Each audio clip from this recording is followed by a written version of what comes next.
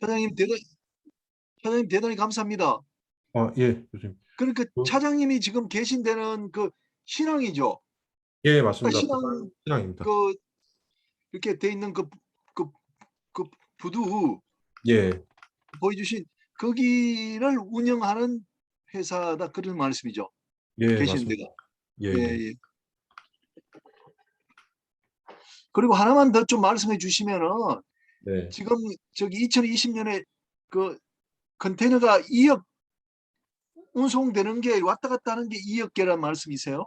예, TU가? 맞습니다. 1년 기준으로 해서 뭐 예. 총 운송량이 2억 TU 정도 된다고 합니다. 그러면 이게 부산항을 거치는 게 얼마나 되나요? 부산항을 거치는 거는 뭐 일단 처리량이 부산항이 한 연간 한 예, 2천만 TU 정도 되기 때문에 2천만.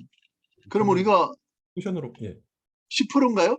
예, 그쯤 되지 않을까 뭐 아, 생각됩니다. 10%면 상당히 많다, 그죠? 그런데 꼭 그렇게만 볼 수 없는 것이 볼 수는 이 없나요? 수송 공개량이라는 것이 여러 번 이제 카운팅되는 경우들도 좀 여러분, 많습니다. 예, 예, 그런 예, 것도 있기 예, 때문에 정확하게 예, 좀 알겠습니다. 저도 공부가 참 많이 됐습니다. 특히 부산에 있는 그 양대 컨테이너 터미널, 북항 터미널 또 그 신항 터미널 이렇게 소개해 주시고 그게 이제 수평 계열 또 수직 계열 해가지고 자동화 그 장비까지 해서 저희들한테 아주 상세하게 설명해 주셔서 요걸 이제 자꾸만 반복해서 보면은 충분히 이제 기초적인 지식은 다 이렇게 얻을 수 있을 것 같습니다. 오늘 좋은 발표를 해주셨고 또 이게 이제 기술적인 것이 되다 보니까 이 컨테이너에 대해서 조금은 또 다른 측면의 토론을 우리가 받기를 원해서 제가 이제 몇 분한테 지정 토론을 좀 부탁드렸습니다. 그 우선은 이제 권호인 우리 뭐 고정 멤버시고 그 이제 고려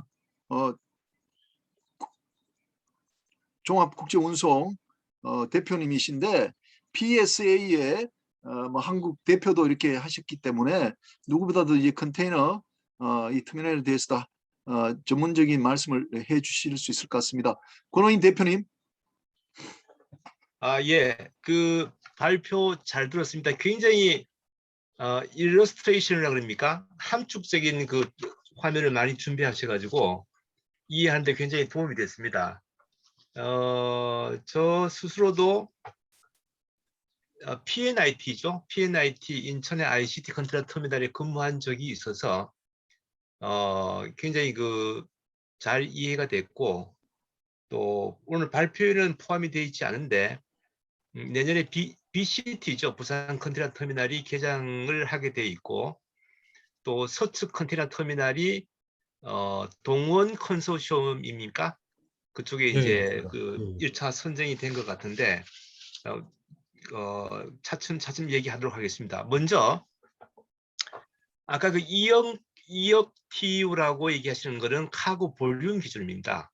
카고 볼륨. 아까 그 김정 교수님이 부산항이 2천만 TU를 하니까 10%가 된다라는 개념하고는 다르게 한국의 수출입 화물의 물동량은 레이든 그러니까 짐이 실린 컨테이너 플러스 엠티 컨테이너를 포함해 가지고 대략 1,600만 TU가 됩니다. 한국 수출입입니다.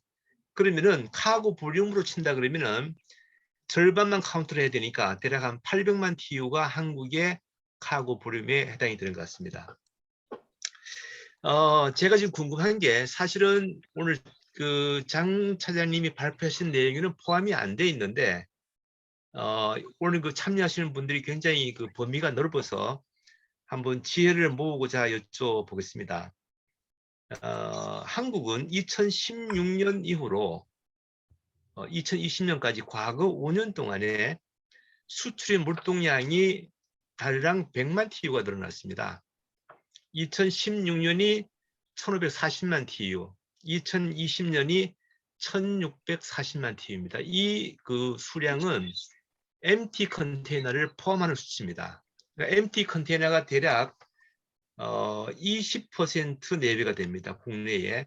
그렇게 계산하면은 한국의 수출입 컨테이너 물동량은 1300만 TU에서 머무르고 있다라고 볼 수 있겠습니다. 대신에 부산항이 메인이 되는 그 환적 화물은 2016년에 1030만 TU에서 2020년에 1240만 TU, 대략 한 210만 TU 정도가 증가가 됐더랬습니다. 부산하고 인천을 보면은 2016년이 부산항이 1940만 TU, 작년이 2180만 TU, 인천항이 2016년에 270만 TU, 작년이 320만 TU로 사실은 부산항의 물량 증가는 환적 화물이 증가됐고 인천항은 로컬 화물이 증가가 됐더랬습니다. 요 숫자를 아마 여기 계시는 분들이 정확히 이해를 하지는 못할 겁니다.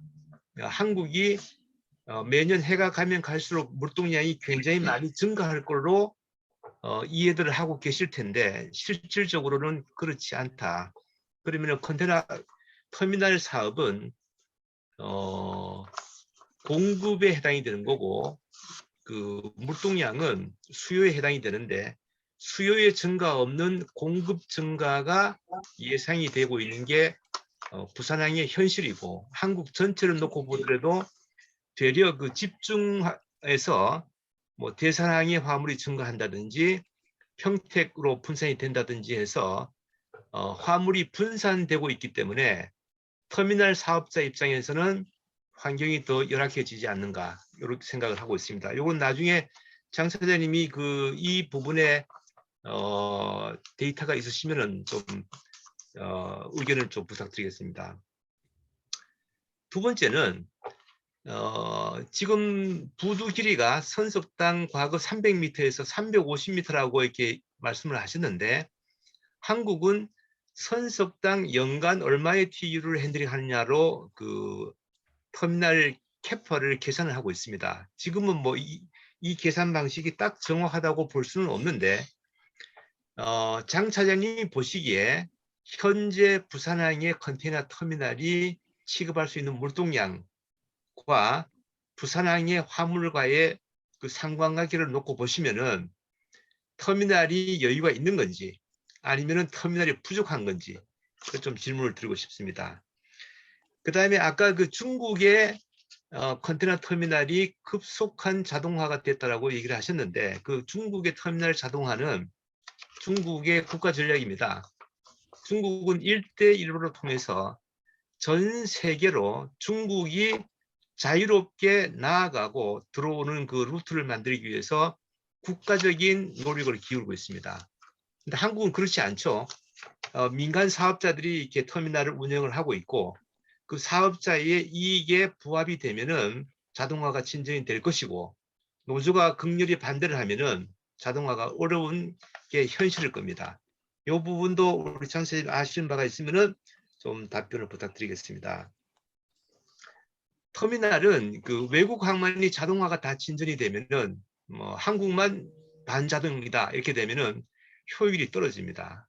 효율이 떨어진다는 얘기는 값어치가 낮아진다는 얘기가 되고 거꾸로 중국 항만이 더 자동화가 돼서 굳이 부산으로 환적이 필요 없겠네 이런 경우도 생기겠죠. 지금 당장에도 터미널 오퍼레이션 문제 말고 중국 발착 화물의 운임이 한국 발착의 화물 운임보다가 현저히 높습니다.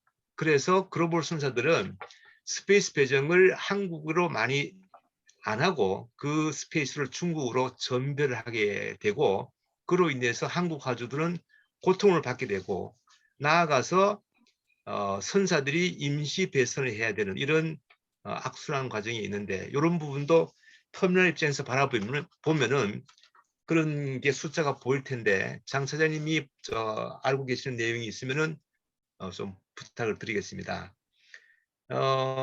BNCT 수직 배열 그 설명을 하셨는데 아까 한국적인 특성에서 조금은 열세에 있다라는 표현을 하신 것 같은데 저도 그렇게 이해를 하고 있습니다. 이해를 하고 있는데 만일에 그 BNCT가 완전 자동화로 터미널 운영 방식을 바꾸게 되면은 지금보다 효율이 더 향상이 될 건지 그 부분이 좀 궁금합니다. 마지막으로 아까 그 표에서 부산 신항의 메가 얼라이언스 배치가 PNC가 2M, 그 다음에 BNCT가 오션 얼라이언스, HPNT가 D 얼라이언스로 이렇게 배정이 되어 있는데, 그렇게 되면은 PNIT하고 내년에 개장하게 되는 BNCT는 BCT 부산 컨테이너 터미널은 화물 유치가 어떻게 되는지 그거 좀 궁금합니다. 이상입니다. 예, 이렇게 하시죠. 저기 차장님, 뭐 답변만큼 이렇게 해주시고 또 따로따로 이렇게 하겠습니다. 오늘은요. 답변 가능하신 것만 이렇게 하시면 될 것 같습니다. 예, 알겠습니다. 제가 답변하기에 너무 어려운 부분들도 좀 많아가지고 일단 생각나는 대로 좀 말씀을 좀 드리겠습니다. 아니 우선 답변이 안 되는 부분은 권호인 그 대표님이 스스로 아마 하실 것 같습니다. 워낙 잘하셨어요. 예, 나중에. 예. 예. 가장 마지막에 질문하셨던 터미널별 라이언스 선대 문제 때문에 거기에 대해서 좀 말씀드리면, 안 그래도 지금 뭐 이 얘기를 해도 되는지는 모르겠지만 PNIT 같은 경우에는 지금 물량이 어떻게 될지 저희도 좀 많이 좀 궁금한 사항이고요. 사실 2M이 기존에 이제 HCNC하고 PNIT하고 이제 나누어서 하다가 PNC하고 장기 계약을 하게 되면서 선석들이 좀 많이 틀어졌습니다. 저희 같은 경우에는 오션 얼라이언스의 뭐 CMA CGM이 저희 주주사로 있기 때문에 뭐 물량에 대해서 뭐 변동되는 그런 부분들은 좀 없고요. BCT 같은 경우에는 안 그래도 그게 좀 문제가 좀 되고 있습니다. 내년에 뭐 당장 개장을 한다 해도 뭐 유치할 수 있는 화물이 사실은 없습니다. 현재로 봐서는. 예, 선사들이 뭐 올해 같은 경우에 계약을 할 때 머스크의 선례를 따라서 그런지는 모르겠지만 장기 계약을 하고 있습니다. 장기 계약을 하고 있기 때문에 저희가 봤을 때 BCT가 내년에 개장을 하더라도 실제 북항에서 뭐 이탈되는 물량이 있지 않는 한 좀 힘들지 않을까, 뭐 그런 생각을 좀 하고 있습니다. 그리고 BNCT가 완전 자동화가 되면 지금보다 뭐 괜찮을 것 같으냐 아니면 좀 어떨 것 같으냐에 대해서 물어보셨는데요. 제 생각에는 현재보다는 좀 많이 안 좋아질 것 같습니다. 현재보다 많이 안 좋아질 것 같습니다. 그래서 이송 모델 얘기하면서 저희가 뭐 나름대로 새롭게 이제 뭐 디자인해보고 이런 부분을 말씀드렸는데요. 사실은 뭐 현재로서는 뭐 그게 최선인 것 같고, 아니면은 정말 외국처럼 터미널들은 완전 자동화를 가정했을 때 하역만 하는 겁니다. 하역만 하고 지금 부산항에서 제공하고 있는 뭐 온도업 서비스 이런 거는 과거처럼 ODC와의 기능으로 다시 넘어가야 되는 것이 오히려 좀 합리적이지 않나, 그런 생각을 하고 있습니다. 그리고 아마 공치율에 대해서 말씀을 하신 것 같습니다. 이게 터미널 공급이 이제 너무 과잉이지 않느냐, 아니면 뭐 부족하지 않느냐, 이거에 대해서 물어보신 것 같은데, 공사에서 보는 입장하고 저희 민간 사업자에서 보는 입장이 좀 많이 다른 것 같습니다. 과거에 비해서 뭐 하역 크레인들도 예전에 비해 이제 성능이 많이 개선되었고요. 그래서 뭐 경우에 따라서는 뭐 선석당 요즘에 1년에 뭐 60만 TU를 정도 처리를 할 수 있다. 그래서 4선석 기준인 경우에 막 240만 TU까지 뭐 처리를 할 수 있다 하는데, 뭐 저희도 내부적으로 연간 한 선석당 50만 TU 정도는 보고 있습니다.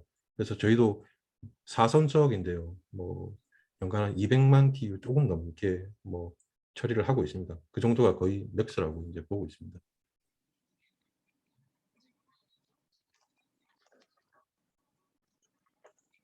예, 고맙습니다. 혹시 뭐 답변 안 되는 부분은 조금 이따가 토론할 때 자연스럽게 답변이 나올 것 같습니다. 그다음에 제가 한기철 도순사님은 이제 아시다시피 뭐 북항 또 신항 부두에 선박을 안전하게 접안시켜주는 그런 역할을 하시기 때문에 한기철 도순사님으로부터 좀 말씀을 좀 듣고요.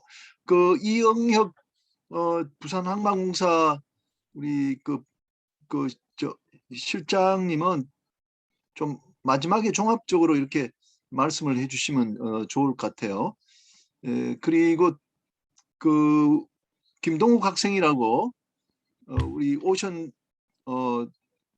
그 폴리텍의 그 학생한테도 이제 기회를 한번 줄까 합니다. 그러면 한기철 도수사님, 좀 말씀 부탁드리겠습니다. 예, 반갑습니다. 오늘 저 정재환 차장님 이 터미널에 관련된 강의 잘 들었습니다. 제가 그 2007년도에 도선사 개업을 했는데요. 아까 그 말씀하신 대로 2006년도에 신앙을 개장이 되면서 제가 했을 땐 지금 P&IT 자리 그 3선석밖에 없었습니다. 근데 현재는 이 부산 신앙이 이제 13개 선석이 다 지금 운영되고 있고요. 또 그다음에 이제 BCT가 이제 내년 초에 개장이 되게 되는데 저는 그 도선사 입장에서 그 현재 그 터미널 오퍼레이션 요게 관련돼서 좀 한번 좀 말씀을 드릴까 합니다. 현재 지금 부산 신항은 심각한 최선을 겪고 있습니다. 선박들이 평균 4일에서 지금 일주일 정도 대기를 하고 있고요. 경우에 따라서는 스킵을 하고 지금 가고 있는 실정입니다. 이렇게 된 근본적인 이유는 코로나로 인해 가지고 그 하역 물량이 증가가 됐는데요. 지금 야적장 부족이 심각합니다. 야적장 부족이 뭐 90에서 95%까지 지금 뭐 풀로 차 있어 가지고 이렇게 야적장이 풀로 차다 보니까 이 시간당 크레인이 통상적으로 우리가 시간당 29개에서 30개 정도를 보는데 요즘 시간당 20개를 채 못하고 있다고 그러거든요. 그러다 보니까 이런 효율도 떨어져 가지고 이 부산항의 그 부산 신항의 이 체선이 점점 그 심각한 상황이 계속 유지되고 있습니다. 그 HMM의 그 24,000 TU 컨테이너가 통상적으로 6,000 TU를 하역을 하고 또 6,000 TU 정도를 다시 로딩을 해서 나가게 되는데 박스로 계산하면 이게 한 6,000에서 7,000 박스화 정도 되는데 컨테이너를 크레인을 약 4기에서 5기 정도 사용하는 거 할 때 약 70시간이 소요되니까 평균 정박 시간이 3일 이상이 됩니다. 그래서 그 심각한 지금 그 최선을 일으키고 있고요. 저희 또 도선사 입장에서 보면은 선박의 입출항이 줄다 보니까 저희가 도선사 매출 또 도선 선료가 저희도 한 20% 정도 감소를 했습니다. 그다음에 선사가 지금 아시다시피 전부 뭐 AP라든지 그다음에 ON이라든지 다들 합병을 하면 해가지고 저희가 그 선사별로 디스카운트를 해주고 있는 거거든요. 그러니까 선박 들어오는 선박 수는 비슷한데 선사가 이렇게 그 합병이 되다 보니까 저희가 디스카운트가 한 5% 정도가 또 늘어났습니다. 그래서 지금 저희 도선사 입장에서도 도선 수요도 많이 줄었고 한데 우리가 이거를 근본적으로 이 도선 수요 측에서 지금 저희 입장에서는 당면 과제는 그거지만은 저희 입장에서 지금 볼 때 아까 그 사진으로서 보여주셨지만은 내년에 개장하는 BCT가 내년 4월에 한 선석, 그다음에 6월에 두 선석을 지금 개장을 하는데요. 그 4기 크레인이 지금 이제 완전히 육상에 장착이 돼가지고 이제 그 준비에 들어간 것 같거든요. 그래서 지금 현재 부산 신항에서 제일 큰 문제는 그 야드 부족인데 이쪽에 그 제가 그 그 BCT 그 대표님하고 한번 저기 통화를 해봤더니 이 야적장은 빠르면은 12월 말이면은 사용이 가능하다고 그래요. 그래서 부산 신항 전체로 볼 때 터미널은 오픈은 못하지만은 이 야적장이라도 좀 한번 이용해 가지고 우리 부산 신항의 좀 그 효율을 높였으면 좀 어떨까 하는 좀 개인적인 좀 생각을 해봅니다. 그래서 그 아까 그 수평야드, 수직야드 방식을 아까 잘 설명을 해주셨는데 그 지금 BCT도 그 수직야드 방식으로 하고 그 리모트 컨트롤 방식을 갖춰가지고 이제 들어오는 거 11개는 모두 무인으로 저기 활용을 한다고 그래요. 그러면서 크레인도 그 24열 72m, 그다음에 높이 53m인데 지금 부산 그 신항에 P&IT부터 해가지고 과거에 그 설치됐던 크레인들은 사실 그 지금 이렇게 그 대형화된 24,000 TU를 작업할 수 있는 크레인이 일부 제한되어 있거든요. 선석별로. 그래서 그 HPNT 같은 경우도 올 초에 제가 그 3기 크레인을 중국으로 가가지고 개조를 해서 들어오는 거를 그때 작업한 걸 또 봤고요.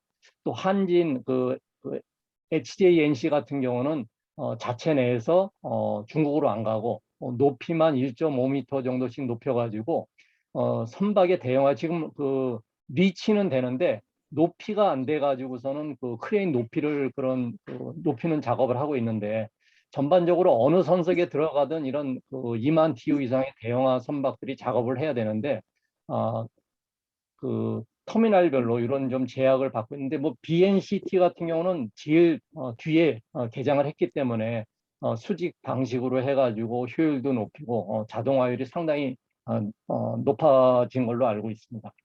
지금 부산 신항만에서 참 그 제가 느끼는 게 2007년도 저희 개업했을 때는 그 안에 토도도 있고 했는데 이런 게 사실 큰 문제가 안 됐거든요. 근데 선박이 이제 400m씩 되고 이 안에서 그 회두를 하다 보니까 이제 토도는 안전에 치명적인 그런 문제가 돼가지고 약 3천억 원 정도를 들여가지고 재작년에 약 2년 동안 2년 반에 걸친 작업을 거쳐가지고 토도도 제거했고요. 또 수심도 처음에 했을 때는 15m가 안 됐는데 15m를 1차적으로 한번 수심을 전부 준설 작업을 끝냈는데 이제 17m까지 늘었습니다. 17m까지 늘었는데 아직도 처음에 실제는 17m까지 해서 대형선이 다 들어오는 걸로 됐지만은 토도 근처에는 지금도 16.1, 16.3m의 그런 그 아직까지 암반들이 좀 있어가지고 저희가 현재 부산 신항에 들어오는 최대 선박은 약 한 15.12m 정도의 선박들을 하이타이드 때 지금 작업을 해주고 있습니다. 그 다음에 또 하나 이제 그 터미널에서 문제가 되는 게요. 처음에 그 PNIT 지금 PNC 이쪽에 할 때는 그 펜다 용량이 데드웨이트 7만 톤짜리 선박이었습니다. 근데 아시다시피 지금 2만 4천 TU는 GT 23만 톤에 데드웨이트도 거의 23만 톤에 가까운 이런 선박들이거든요. 그러다 보니까 이 펜다들이 지금 용량이 안 되는 겁니다. 그래서 이제 작년부터 해가지고 PNIT를 시작으로 해가지고 지금 펜다들을 지금 보강해 나가고 있는데 제가 알기로는 HPNT하고 BNCT 같은 경우는 그래도 최근에 그 개장한 부두들이 돼가지고 대형선에 그 맞게끔 이런 펜다가 그나마 보강이 된 거를 천만다행으로 좀 알고 있습니다. 그 다음에 또 하나는요, 이 선석 문제인데요. 아까 그 처음에 이 신항이 할 때 300m에서 350m를 한 선석으로 했는데 아시다시피 지금 선박의 길이 자체만 400m가 되고 있습니다. 그러다 보니까 선박이 400m면은 앞으로 우리가 그 호줄을 잡아야 되는데 헤드라인하고 스턴라인을 최소한 이 지금 부산 신항 같은 경우는 한 비트가 17m에서 19m거든요. 그래서 대형선이기 때문에 한 비트를 저거 2개 정도 앞으로 잡다 보면은 약 그 40m, 그러니까 선박길이 400m에 앞뒤로 하면은 480m가 돼야 한 선박이 그 라인이 나갈 수 있는 선석이 됩니다. 근데 이러한 그 조금 운영사에서 이런 그 이해가 좀 부족해가지고 선박이 갑자기 커지면서 제가 그 2년 전에 회장할 때 이 16,000TU짜리 선박이 들어왔는데 이 선석을 조금 그 계산이 잘못돼 가지고 한 10m가 부족한데 처음에 어떻게 해서든지 좀 위험하더라도 접안을 했는데 계산상으로 도저히 안 되는 그 선석이어 가지고 회항을 시켰습니다. 그러다 보니까 비용이 나온 게 한 예선료, 도선전을 합하다 보니까 한 2천여만이 나왔거든요. 그래서 배는 회항을 했는데 과연 이 회항의 비용 2천만 원을 비용을 누가 물어야 될 것인지. 그래서 결국은 도선사회에서도 어느 정도 양보를 하고 예선 협회에서도 양보를 해가지고 약 1,000여만 원을 해가지고 결국은 이거를 그 HJNC에서 한진 터미널에서 그 비용을 지불을 했습니다. 그래서 제가 이래서는 안 되겠다 싶어가지고 항만공사에 좀 부탁을 해서 지금 터미널이 5개인데 저희가 이 안전한 선박의 입출항을 위한 선석 확보를 위해서는 제가 5개 그 터미널을 찾아다니면서 도저히 일이 추진이 안 돼가지고 다행히 항만공사에서 주선해 줘가지고 2달에 걸쳐서 이 선박이 안전하게 접안할 수 있는 그런 그 프레임, 그러니까 입항 전에 우리가 선석이 몇 메다 확보가 돼 있는지, 앞으로 여유가 있는지, 뒤로 여유가 있는지, 이런 거를 그 선석 담당자, 그다음에 전산 담당자가 5회에 걸쳐 가지고 2달에 걸쳐서 그 미팅을 가져 가지고 이런 그 플랜을 지금 만들어 가지고 우리가 그나마 선석을 좀 활용할 수 있도록 이렇게 하고 있습니다. 그래서 예. 지금 제가 말씀드렸던 거는 이런 그 부산 신항에서 심각한 체선이 지금 발생하고 있는데 어떤 이런 야드 문제, 그다음에 각 터미널별로 이러한 그 코로나 지금 임시 시국에 어떻게 하면 조금 더 그 항만의 효율을 살릴 수 있는지 한번 좀 지혜를 모아야 될 것 같아서 이런 말씀을 드렸습니다. 이상입니다. 예, 예, 감사합니다. 그 혹시 뭐 그 차장님 혹시 답변하실 만한 게 있으신가요? 아니면 항만공사에서 좀 답변을 하셔야 될 것 같습니다만 혹시 장 차장님 답변하실 내용 있으신가요? 야드 문제에 대해서는 저희도 좀 많이 복잡한 예. 상황인데 그 장치율이 거의 뭐 100%에 육박하고 있습니다. 그게 어느 시점부터 그렇게 되었는지 뭐 기억도 잘 나지 않는데 올해 들어서 한 3월 들어서 장치율이 좀 전반적으로 야드가 좀 안 좋은 편입니다. 저희가 장치되어 있는 그 화물들 특성을 좀 몇 개 통계를 좀 뽑아보면 대부분이 환적 화물입니다. 아까 권혜인 대표님 말씀하셨듯이 그 중국향 화물들이 그 중국의 채선이 이제 발생하다 보니까 그 TS 화물, 환적 화물들을 부산항에 일단 뭐 내려놓고 그다음에 처리 안 되는 경우들이 많습니다. 그런 것도 있고 미주 가는 서비스들은 부산항에 이제 태평양 건너기 전 마지막 포트지 않습니까? 그래서 여기서 출발하기 전에 뭐 아까 LA나 뭐 롱비치 쪽에 뭐 채선이 걸리는지 야드가 문제가 없는지 이거를 확인하고 나서 부산항에서 그 선적을 하기 때문에 미국으로 넘어가는 화물들도 상당수가 그 터미널에 뭐 날짜들이 좀 많이 길어지고 있는 상황입니다. 그래서 저희도 뭐 선사에 계속해서 이제 뭐 좀 빨리 화물을 좀 빼달라 이렇게 종용하는 수밖에 없고 아쉬운 게 사실은 수입 화물이죠. 수입 화물 위주로 해서 수입 가지들한테 좀 빨리 가져가고 그리고 수출 화물 같은 경우에 저희가 그 선적 반입을 뭐 출항 전 기존에는 뭐 예전에는 그런 개념도 없었습니다. 사실 뭐 2주 안에 들어와도 되고 1주 안에 들어와도 되는데 뭐 올해 초부터 해서 한 3, 4월부터는 뭐 선박 입항 전 5일 전에만 이제 받다가 그것도 힘든 경우에는 한 3일 정도까지도 이렇게 줄여서 뭐 반입을 받고 있습니다. 조금 그래서 그러면 그 화물들이 터미널에서 받아주지 못하다 보니까 그 항만 근처에 가면 이제 ODCY 쪽에 창고들이 있습니다. 그 창고들이 예전에는 공급이 너무 많다 보니까 사실은 그 작은 물량을 구하지를 못했는데 요즘은 외부에 있는 창고에 가보면 터미널들이 화물을 받아주지 못하다 보니까 그런 보관 서비스를 그 외부 창고에서 이제 하고 있는 그런 실정입니다. 예, 감사합니다. 그러면요, 김동욱 학생장. 네, 예, 네, 교수님. 예, 질문 아까 준비하신 거 있다 그러셨는데 네, 한번 말씀 한번 부탁드립니다. 감사합니다. 화면 공유 잠시 하겠습니다.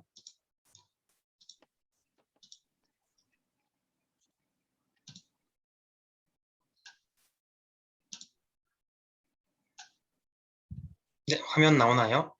예, 네, 시작하도록 하겠습니다.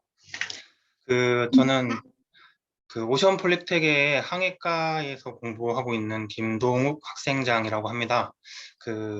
이번에 기회를 주셔서 감사드리고, 저는 두 가지 측면에서 말씀드리겠습니다. 저는 첫 번째로, 정보 제공 측면에서 선박에는 컨테이너가 어떻게 실리는지에 대해서 간단하게 설명을 드리고, 그리고 장 차장님께 질문하는 방식으로 진행해 보도록 하겠습니다.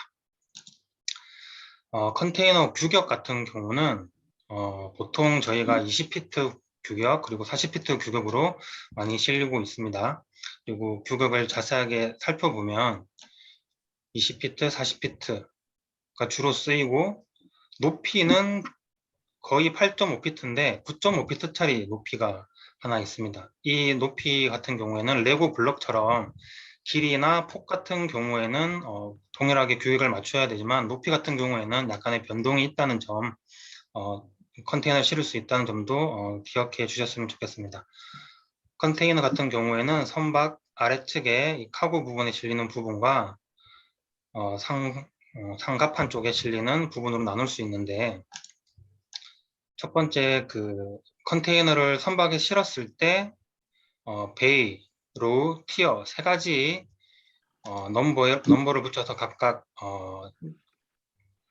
그 컨테이너가 어디에 위치하고 있는지 지도를 그릴 수 있는 그러한 점들을 기억하시면 되겠습니다.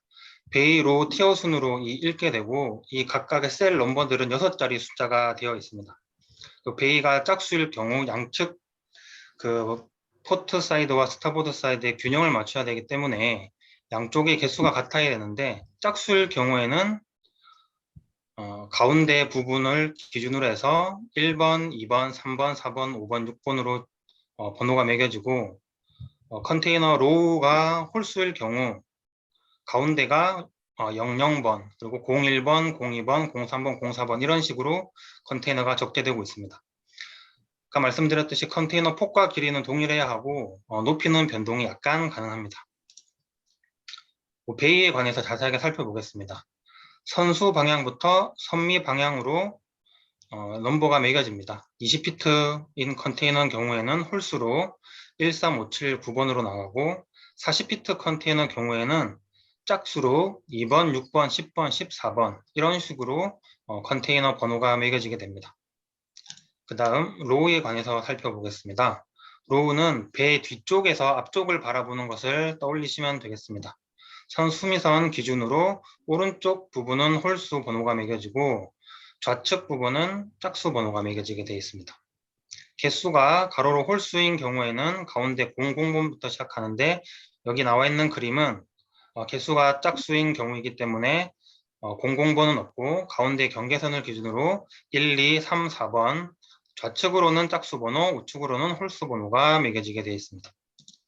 마지막으로 티어에 관해서 살펴보겠습니다. 티어는 아파트 층수라고 보시면 이해하기 쉬우실 겁니다. 홀드 내에서는 02번부터 4, 6, 8, 10 이렇게 올라가고, 갑판적에 쌓여있는 티어들은 82번부터 시작해서 짝수로 82, 84, 86 이런 식으로 표시가 되어 있습니다. 그럼 잠깐 퀴즈 한번 내보겠습니다. 로우가 짝수라고 할 때 선적된 컨테이너 번호 6자리가 101010이다 하면 그 컨테이너의 크기나 위치가 대충 어느 쪽에 있을지 짐작이 되시는지 한번 생각해 보십시오. 먼저 제일 첫 번째 10 부분은 바로 40피트 컨테이너 크기를 의미하고, 그것은 이 베이 번호가 짝수이기 때문에 40피트 크기를 의미하게 되겠습니다. 그 다음 선수에서 세 번째 2번, 4번, 2번, 6번, 10번 이런 순으로 나가기 때문에 베이가 10번이라면 선수에서 세 번째에 놓여져 있는 컨테이너가 되겠습니다. 그 다음 가운데 이 10의 의미는 센터라인에서 포트 방향으로 다섯 번째, 즉 1, 2, 3, 4, 5, 6, 7, 8, 9, 10번 했을 때 10번에 위치하게 되는 그런 컨테이너가 되겠습니다.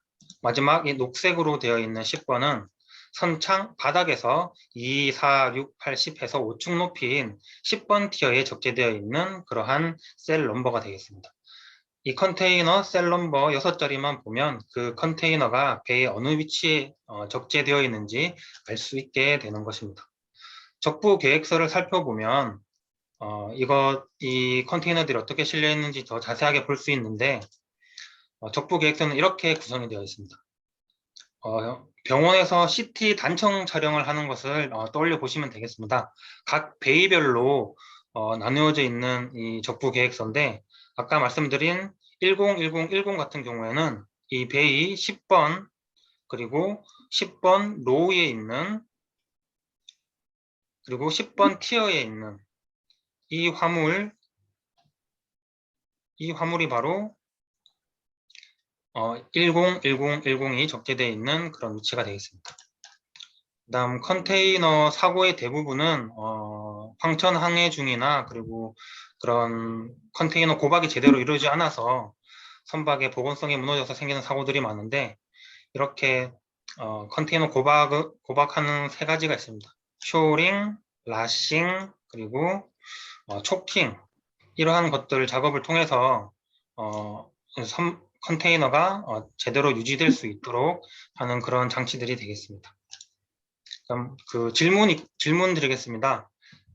오늘 발표하신 장재현 차장님께 드리는 질문은 스마트 항만의 설비 구축은 그 스마트 선박과 별도로 진행이 가능한 것인지 아니면 스마트 선박과 속도를 맞추어 진행해야 되는 것인지 여쭙고 싶고, 두 번째 질문은 현재 그 부산항 같은 경우에 자동화의 진행 비율 또는 완전 자동화는 언제쯤 이루어지는지 그런 두 가지 질문을 드려보겠습니다. 이상입니다. 감사합니다. 예, 감사합니다. 아주 그 컨테이너 저 배치에 대해 가지고 아주 상세하게 우리한테 설명해서 좀 공부가 많이 됐습니다. 고맙고요. 그러면 장 차장님 혹시 질문해 주신 내용에 대해서 답변 혹시 가능할까요? 첫 번째 내용은 제가 답변하기 좀 힘들 것 같고, 그 아마 내용이 스마트 선박에 대해서 말씀하신 것 같은데, 제가 있는 곳은 이제 선박에 적재는 화물을 하역하는 그 사업자지, 그 선박과 관련돼 있지가 않습니다. 그래서 제가 답변하기가 좀 곤란할 것 같고요. 그다음에 두 번째로 뭐 이게 이제 항만 문제에 대해서 아마 말씀하신 것 같은데, 뭐 현재 야드나 뭐 전반적인 자동화율이 얼마나 되느냐, 그리고 완전 자동화는 언제쯤 되면 운영이 될 것 같으냐에 대해서 질문을 주셨는데, 그냥 절반으로 보겠습니다. 이송 장비 자동화가 50%고 야드 자동화가 50%라고 하면은 지금 이제 야드 자동화 단계에 있기 때문에 한 절반 정도가 그냥 보시면 될 것 같고요. 완전 자동화 터미널이 언제 등장할지는 저희는 사실 모르겠습니다. 그 공급의 문제이기 때문에. 사실 이런 얘기가 있기는 합니다. 아까 그 권호영 대표님 말씀하셨듯이 그 BCT하고 제가 서축부두에 대해서는 얘기를 안 했는데, 서축부두인 2-5단계하고 6단계에 몇 년 전부터 AGV를 도입한다. 완전 자동화를 한다는 말이죠. 완전 자동화를 한다. 근데 저희처럼 업계의 반발이 아무래도 좀 있고 하니까 그 시기를 좀 조정하고 있다.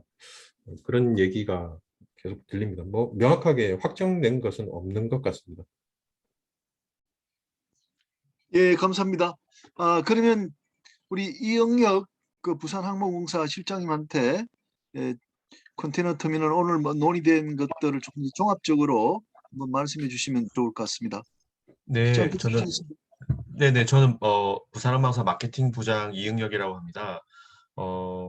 장 차장님 발표 잘 들었고요. 사진, 그림 뭐 이런 부분이 많이 있어서 뭐 이해를 하는 데 도움이 많이 됐습니다.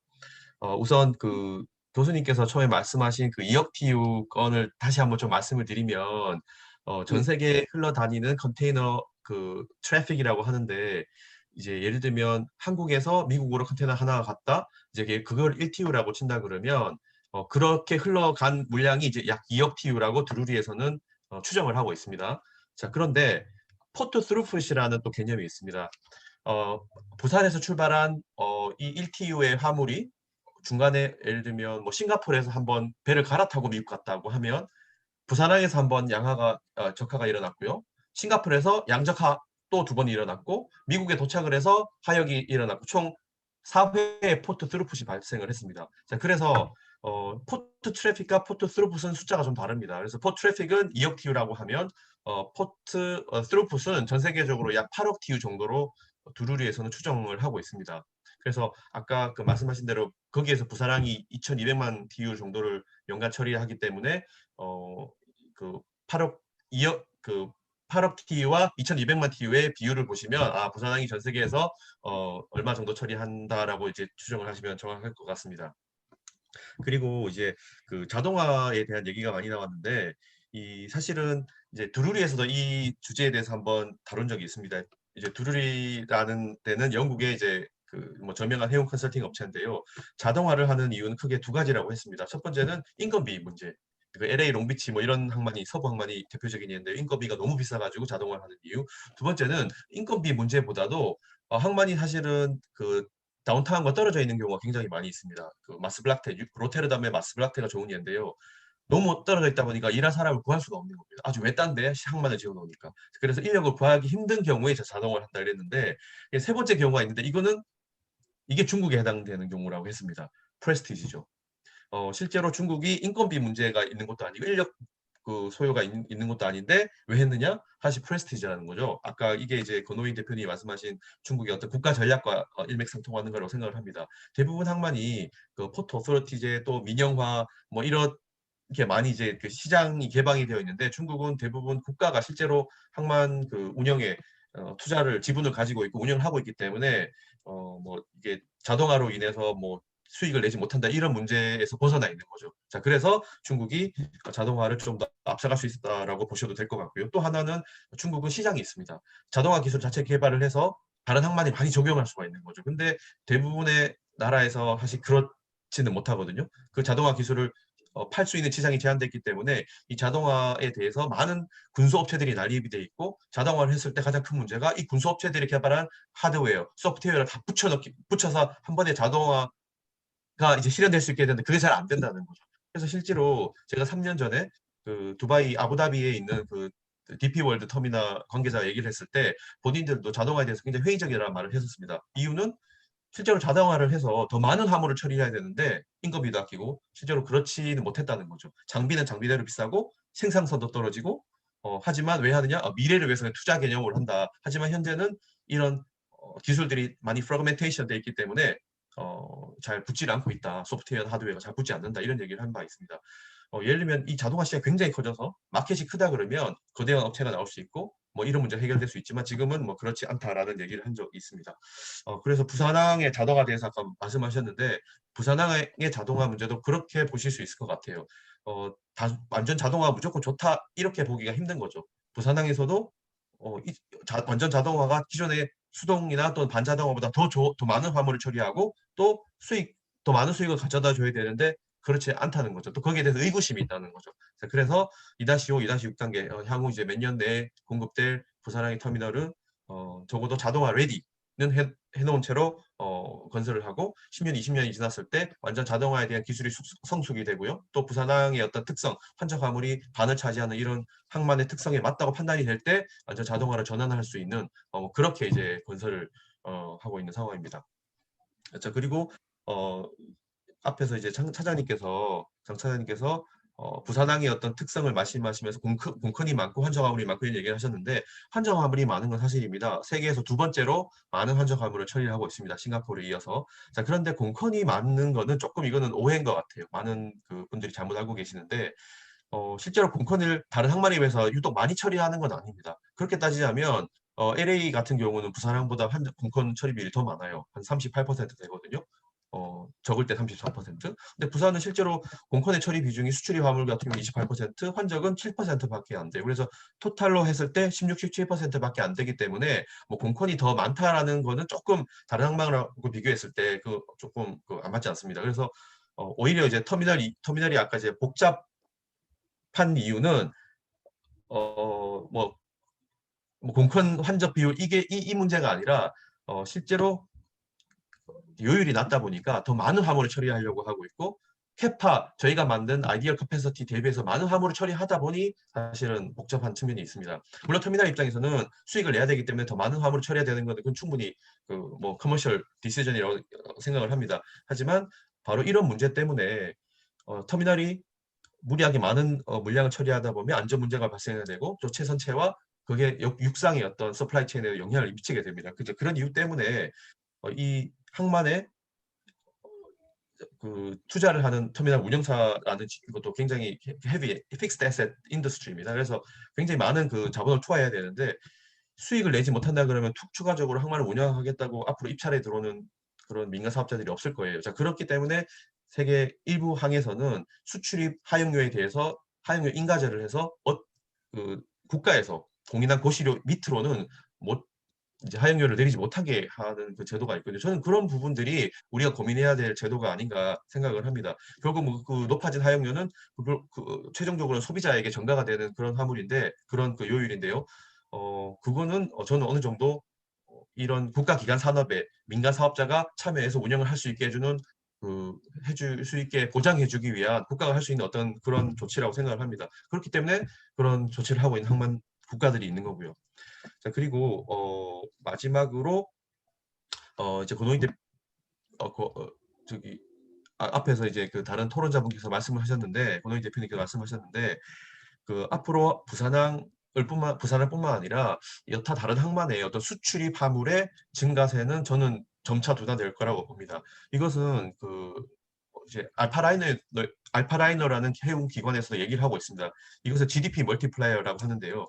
자, 90년도에는 예를 들어서 GDP가 2% 성장하면 수출입 화물의 증가율은 그의 3배에 달하는 6%라고 얘기를 했었습니다. 그게 GDP 멀티플레이어 3이라는 얘기고, 자, 이게 2000년 들어와서 2로 줄어들었습니다. 그리고 2010년도에 들어와서 1로 줄어들었고요. 최근에는 얼마냐? 0.5입니다. 즉 GDP가 2% 성장을 하면 수출입 컨테이너 화물은 1% 성장한다는 거예요. 자, 그 이유에 대해서는 뭐 여러 가지 설이 있습니다. 뭐 컨테이너화 될 수 있을 만한 제품들이 모두 다 컨테이너화 되었기 때문에 더 이상 컨테이너화 화물이 늘지 않는다. 두 번째는 화물이 점점 경박 단소화되기 때문에 마찬가지로 뭐 컨테이너화 물의 증가세는 한정이 됐다. 자, 그렇다 그러면 결국 부산항 입장에서는 화물이 더 늘어날 수 있는 가능성은 한정 화물밖에 사실은 없습니다. 그리고 실제로 최근 5년간의 평균 증가율을 보게 되면 한정 화물 평균 증가율은 5.1% 정도가 되는데 수출 화물 평균 증가율이 0.5%밖에 되지 않아요. 자, 그래서 그런 부분을 봤을 때 저는 부산 신항에 새로운 터미널 운영사들이 생겨났을 때 그것을 지금 과연 채워질까라는 많은 의문을 제기를 하시는데 저는 조금 긍정적인 편입니다. 결국 환적 화물이 부산항에 어떤 나아진 어떤 그 여유가 있는 어떤 캐파로 인해서 더 늘어날 수 있는 그런 그 가능성이 충분하다고 봅니다. 그 예가 바로 2012년도에 비행시티가 건설이 되고 그 후 7년이 지난 시점 을 보시게 되면 약 순정 신항에 400만 TU의 화물이 증가를 했어요. 북한 걸 뺏어오지 않고.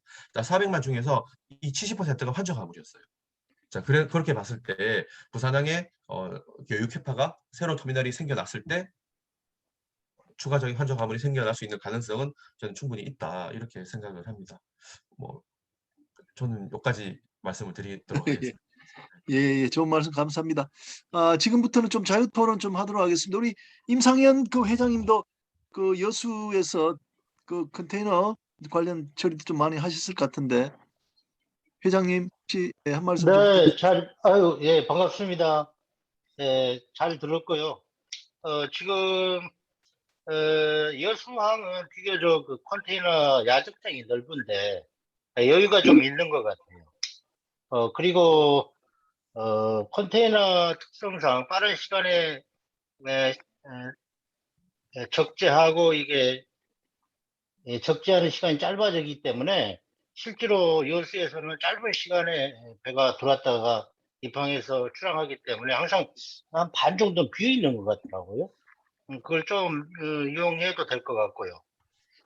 그리고 특별하니 저는 이제 여기 나와서 새로운 것들을 많이 듣고 다른 분들의 얘기를 경청하는데 시간을 많이 할애하고 있습니다. 감사합니다. 네. 예, 감사합니다. 예, 또 다른 분들 혹시 우리 권호익 대표님 혹시 컨테이너 그 설계에 대해서 한 말씀 부탁드리겠습니다. 네, 안녕하세요. 오늘 강의 잘 들었고요. 저도 이제 조선소에서 한 40년 가까이 콘텐츠를 이제 설계를 많이 해왔고, 그러다 보니까 이제 터미널하고 관련이 많아가지고, 저도 한때는 이제 전 세계 터미널에 상당히 조사를 많이 했습니다. 특히 이제 컨테이너선을 설계하다 보면, 그 컨테이너선은 전용 부두에 들어가야 되는데, 그 전용 부두에 대한 제약들이 상당히 많이 있거든요. 그래서 그 관점에서 조금 좀 말씀을 드리면, 제가 보다 보니까 한 페이지를 하나 만들어 봤습니다. 그래서 제가 좀 띄워가지고 좀 했으면 좋겠는데요. 보이시나요?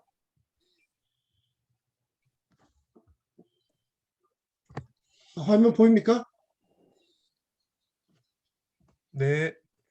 네, 잘 보입니다. 네네. 그래서 방금 만들다 보니까 이제 보면 이 터미널의 제약인데, 그러니까 컨테이너선이 만들어지면서 과연 이제 얼마까지 이제 커질 것인가. 저도 이제 1982년도부터 시작해서 컨테이너 설계하면서 그때는 한 2,700TU. 그러다가 이제 아까 나왔던 이제 그 머스크라인의 엠마 시리즈 이후에 18,000TU 그 트리플 E부터 시작해가지고 어떤 한국에서 하기 시작했습니다.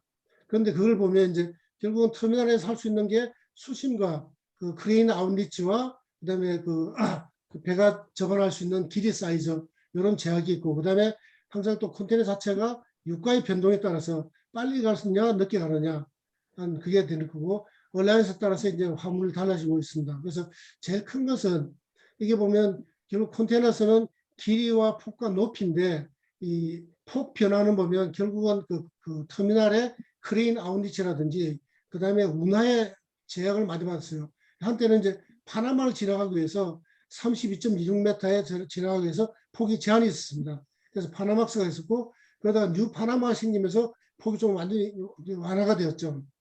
그래서 이제 이 한국에서도 미국 동해안까지 갈 수 있는 건 컨테이너 사이즈였었고, 그러다 보니까 아예 운하를 파나마를 통과하지 않는 배들은 결국 배 사이즈가 현재 24,000까지 왔다.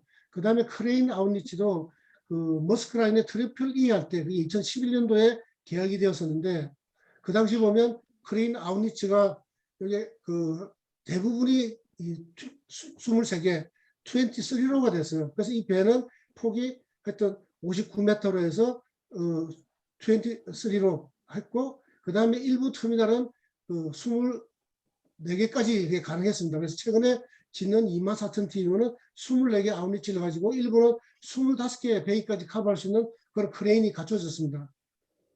그 다음에 이제 길이로 봐서는 이게 결국 이제 파나마 캐널의 폭이 길이가 294m, 올드 파나마 캐널, 그다음에 뉴 파나마 캐널이 366. 그러다가 이제 저희가 이제 엠마 머스크 이후에 트리필리 하면서 중국에서는 400m 적게 하라. 그래서 이게 아마 전 세계 그 항구의 표준이 됐습니다.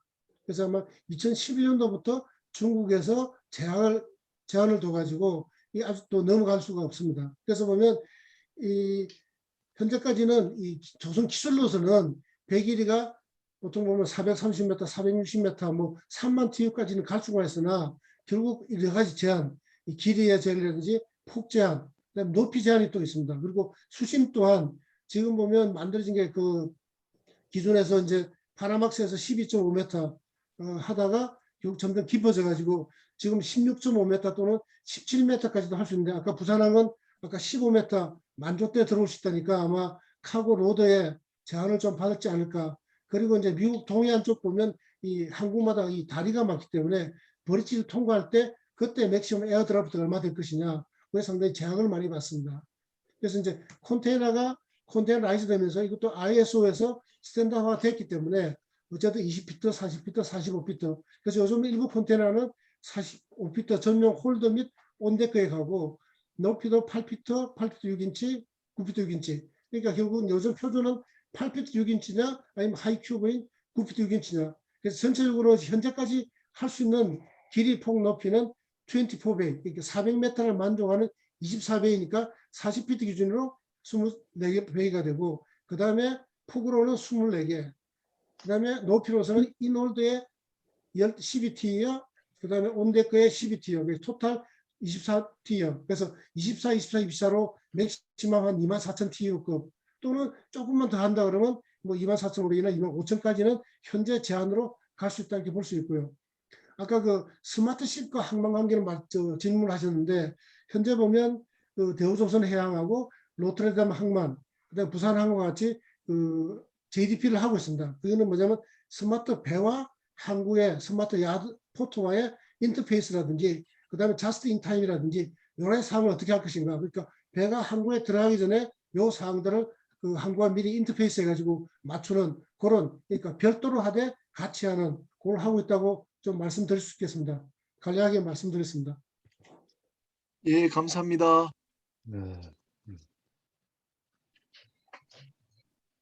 예, 혹시 다른 분들 말씀하실 분 있으시면은 예. 질문 하나 있습니다.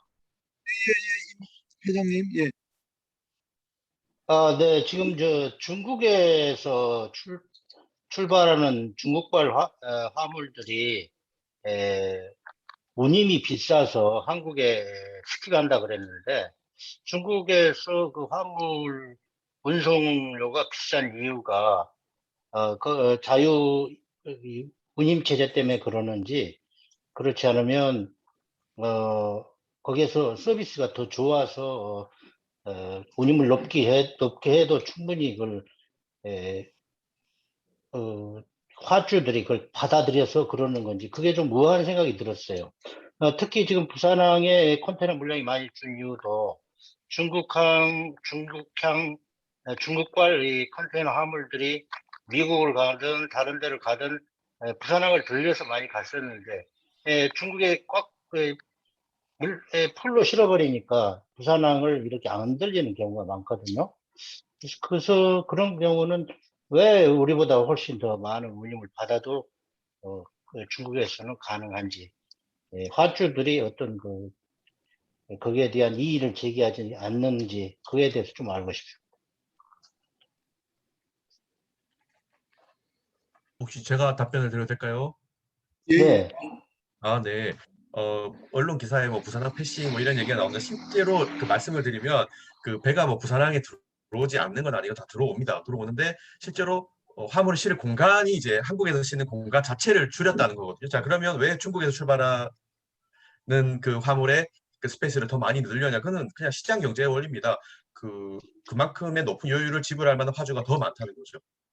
그래서 서로의 경쟁을 하다 보니 또 운임이 더 올라가는 경우. 예를 들어서 화물의 가치가 25만 불인 그 화주가 있습니다. 근데 팬데믹 전에는 운이 그 화물 가치 10%뭐 예를 들면 한 250만 원 하면 미국에 보냈다 치면 지금은 화물 가치 30% 이상을 운임으로 지불해야 됩니다. 자, 그런데 화물 가치가 10억인 경우에는 이 사람은 운임이 1,500불 하든 3만 불 하든 별로 영향이 없습니다. 이런 화주가 훨씬 더 많다는 거죠. 예, 한마디로 그냥 시장의 원리라고 이해를 해주시면 될 것 같습니다. 자, 그리고 아까 선박 대형화에 대한 그 얘기가 나와서 잠깐 말씀을 드리겠습니다. 제가 입사했을 때 2005년도 입사를 했는데요. 당시만 하더라도 제일 큰 선박이 뭐 2006년도에 뭐 8,000 TU가 최초로 나왔다고 막 세러머니 하던 기억이 납니다. 그런데 그게 10년도 안 돼서 2배 이상의 배가 나왔는데요. 2만 TU, 24,000 TU. 이렇게 빠른 시간 내에 선박이 대형화된 경우가 탱커, 벌커 어느 경우를 보더라도 유례가 없다라고 합니다. 그래서 당시에 선박 회사들이 그 캐리어들이 shipping 선사들이 선박을 발주를 할 때 선박이 점점 커지다 보면 허브 항만에 이제 그나마 기항을 못하면 쓸모가 없지 않습니까? 그래서 이제 허브 항만에 기항하는 조건을 무조건 허브 항만에 기항을 해야 된다는 조건을 내걸고 조선소에 발주를 했다고 들었습니다. 그래서 당시에 조선소에서 저희 항만공사에 막 연락이 왔었습니다. 뭐 최대 입항할 수 있는 선박 수심이 어쩌냐. 자, 그래서 결국은 허브 항만 입장에서는 결국 수백억을 들여서 그 초대형선을 맞이하기 위해서 준설을 해야 되는 그런 상황에 직면을 했습니다. 근데 결과적으로 이 대형 선박이 와서 이 항만의 입장에서 더 좋아졌느냐? 사실은 그렇지 않습니다. 선사 입장에서는 운송 단가를 낮출 수 있기 때문에 대형선을 만들어서 덕을 봤을 수도 있습니다. 하지만 항만 입장에서는 사실은 별로 좋지 않았습니다. 왜? 대형선이 옴으로 인해서 그 화물이 집중화된 거죠. 그래서 한 번에 대형선이 하역하는 물량 자체가 실제로 터미널이나 육상에서 한 번에 쳐낼 수 있는 양을 초과한 겁니다. 그래서 터미널이 컨제션되고 랜드사이드, 트럭 다 컨제션되고 그래서 오히려 화물이 처리하는 생산성만 떨어지고 그럼에도 불구하고 항만은 이 대형 선박을 유치하기 위해서 준설을 수백억 수천억 들여서 준설을 해야 되고 이런 문제에 대해서 OECD가 굉장히 레포트를 냈었고요. 그래서 오히려 이 허브 항만들이 단합을 해서 선사들한테 경고를 해야 된다. 예를 들면 더 이상 이 초대형 선박은 더 이상 짓지 마라. 우리도 준설 안 할 거다. 이런 공동의 파스처를 취해야 된다. 이런 얘기가 나오기도 했었습니다. 요거는 그냥 네. 여담으로 말씀을 드려서 네. 감사합니다. 예, 잘 알겠습니다. 자, 저기 로이 그 대표님 저기 화면 공유 좀 내려주시겠습니까? 예. 예, 그 좋은 말씀이고요. 제가 평소에 생각하던 거 하나 좀 말씀드리면요. 이 부장님 마지막에 말씀하신 것하고 일맥상통하는데 저는 이렇게 보니까요. 이게 이제 컨테이너가 자꾸 이제 대형화 되는데 이게 그러니까 이제 스테이크홀더하고 상의 없이 대형화를 자꾸 시켜버리는 것 같아요.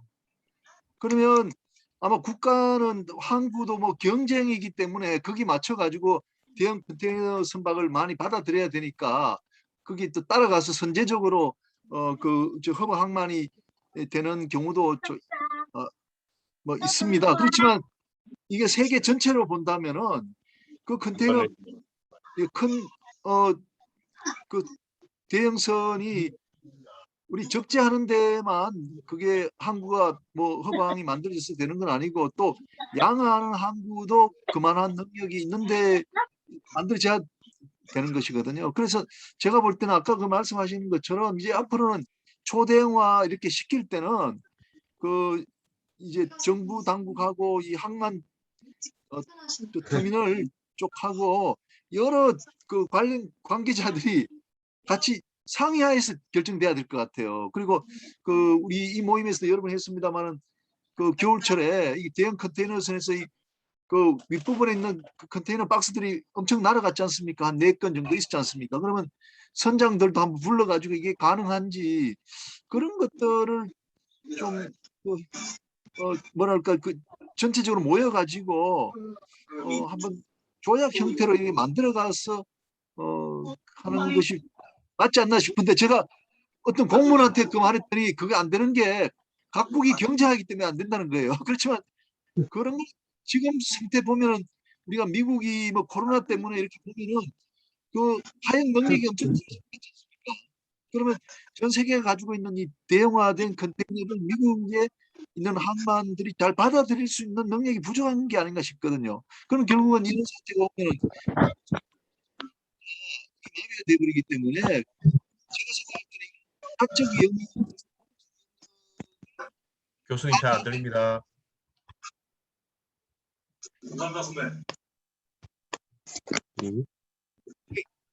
교수님 잘 안 들립니다. 네. 예.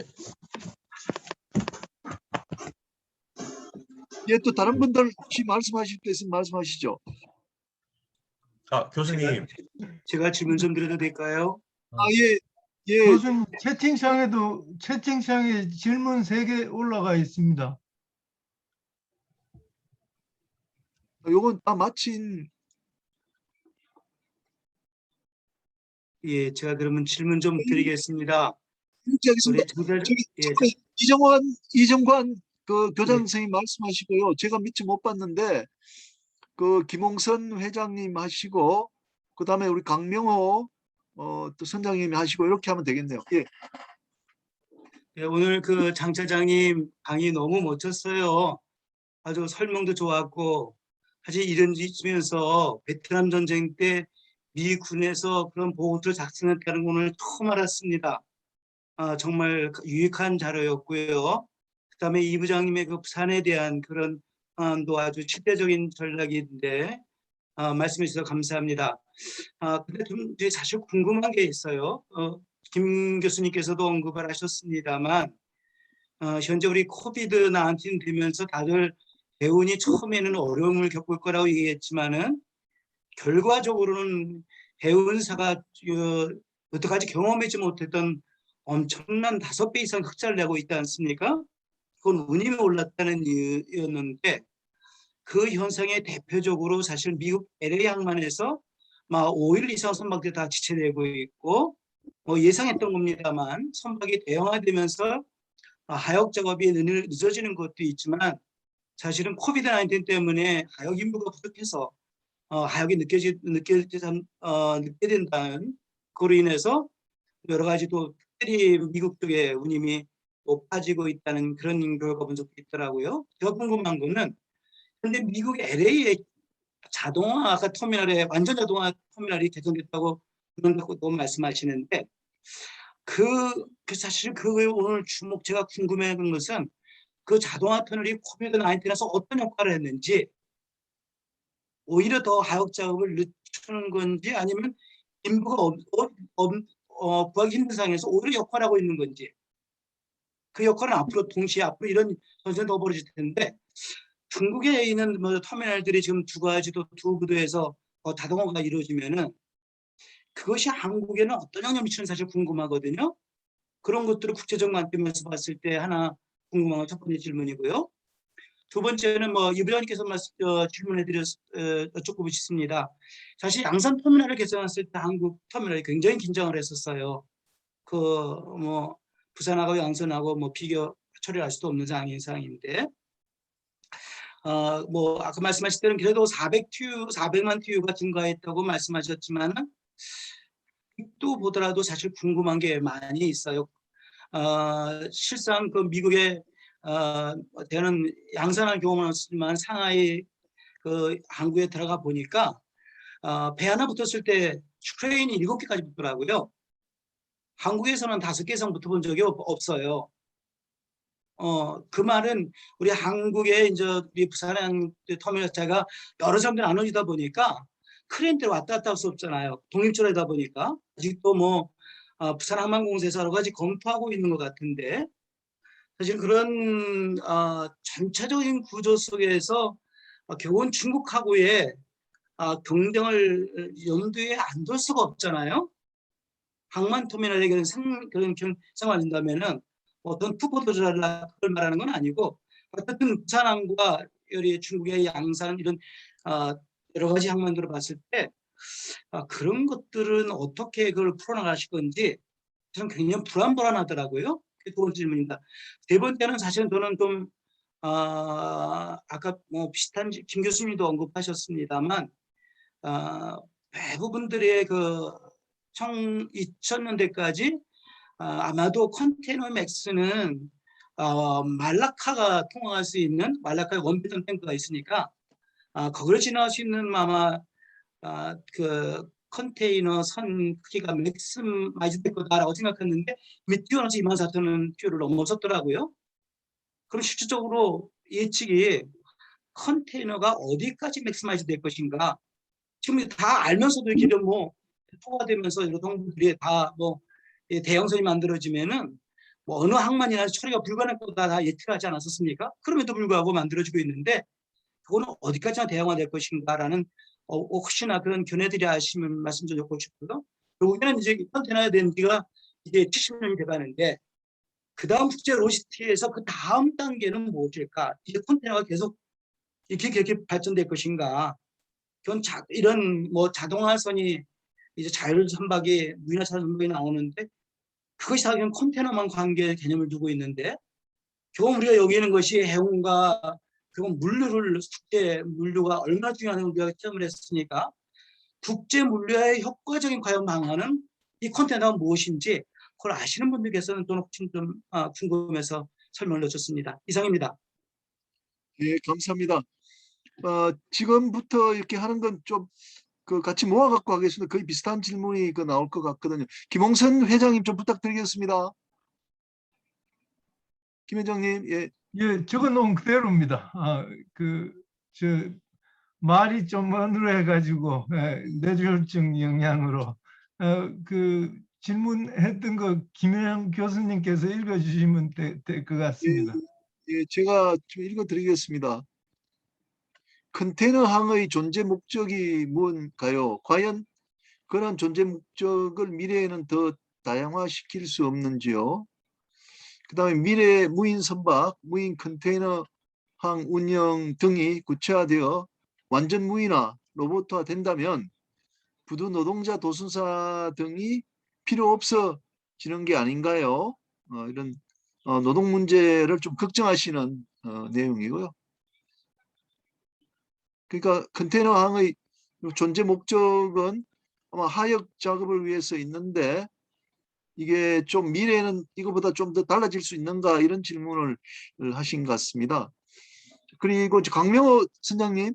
예. 예. 장재환 차장님 좋은 강의 정말 잘 들었습니다. 저희 집안은 할아버지 때부터 부산항 3부도부터 시작해가지고 하역 항만 노동자 집안이거든요.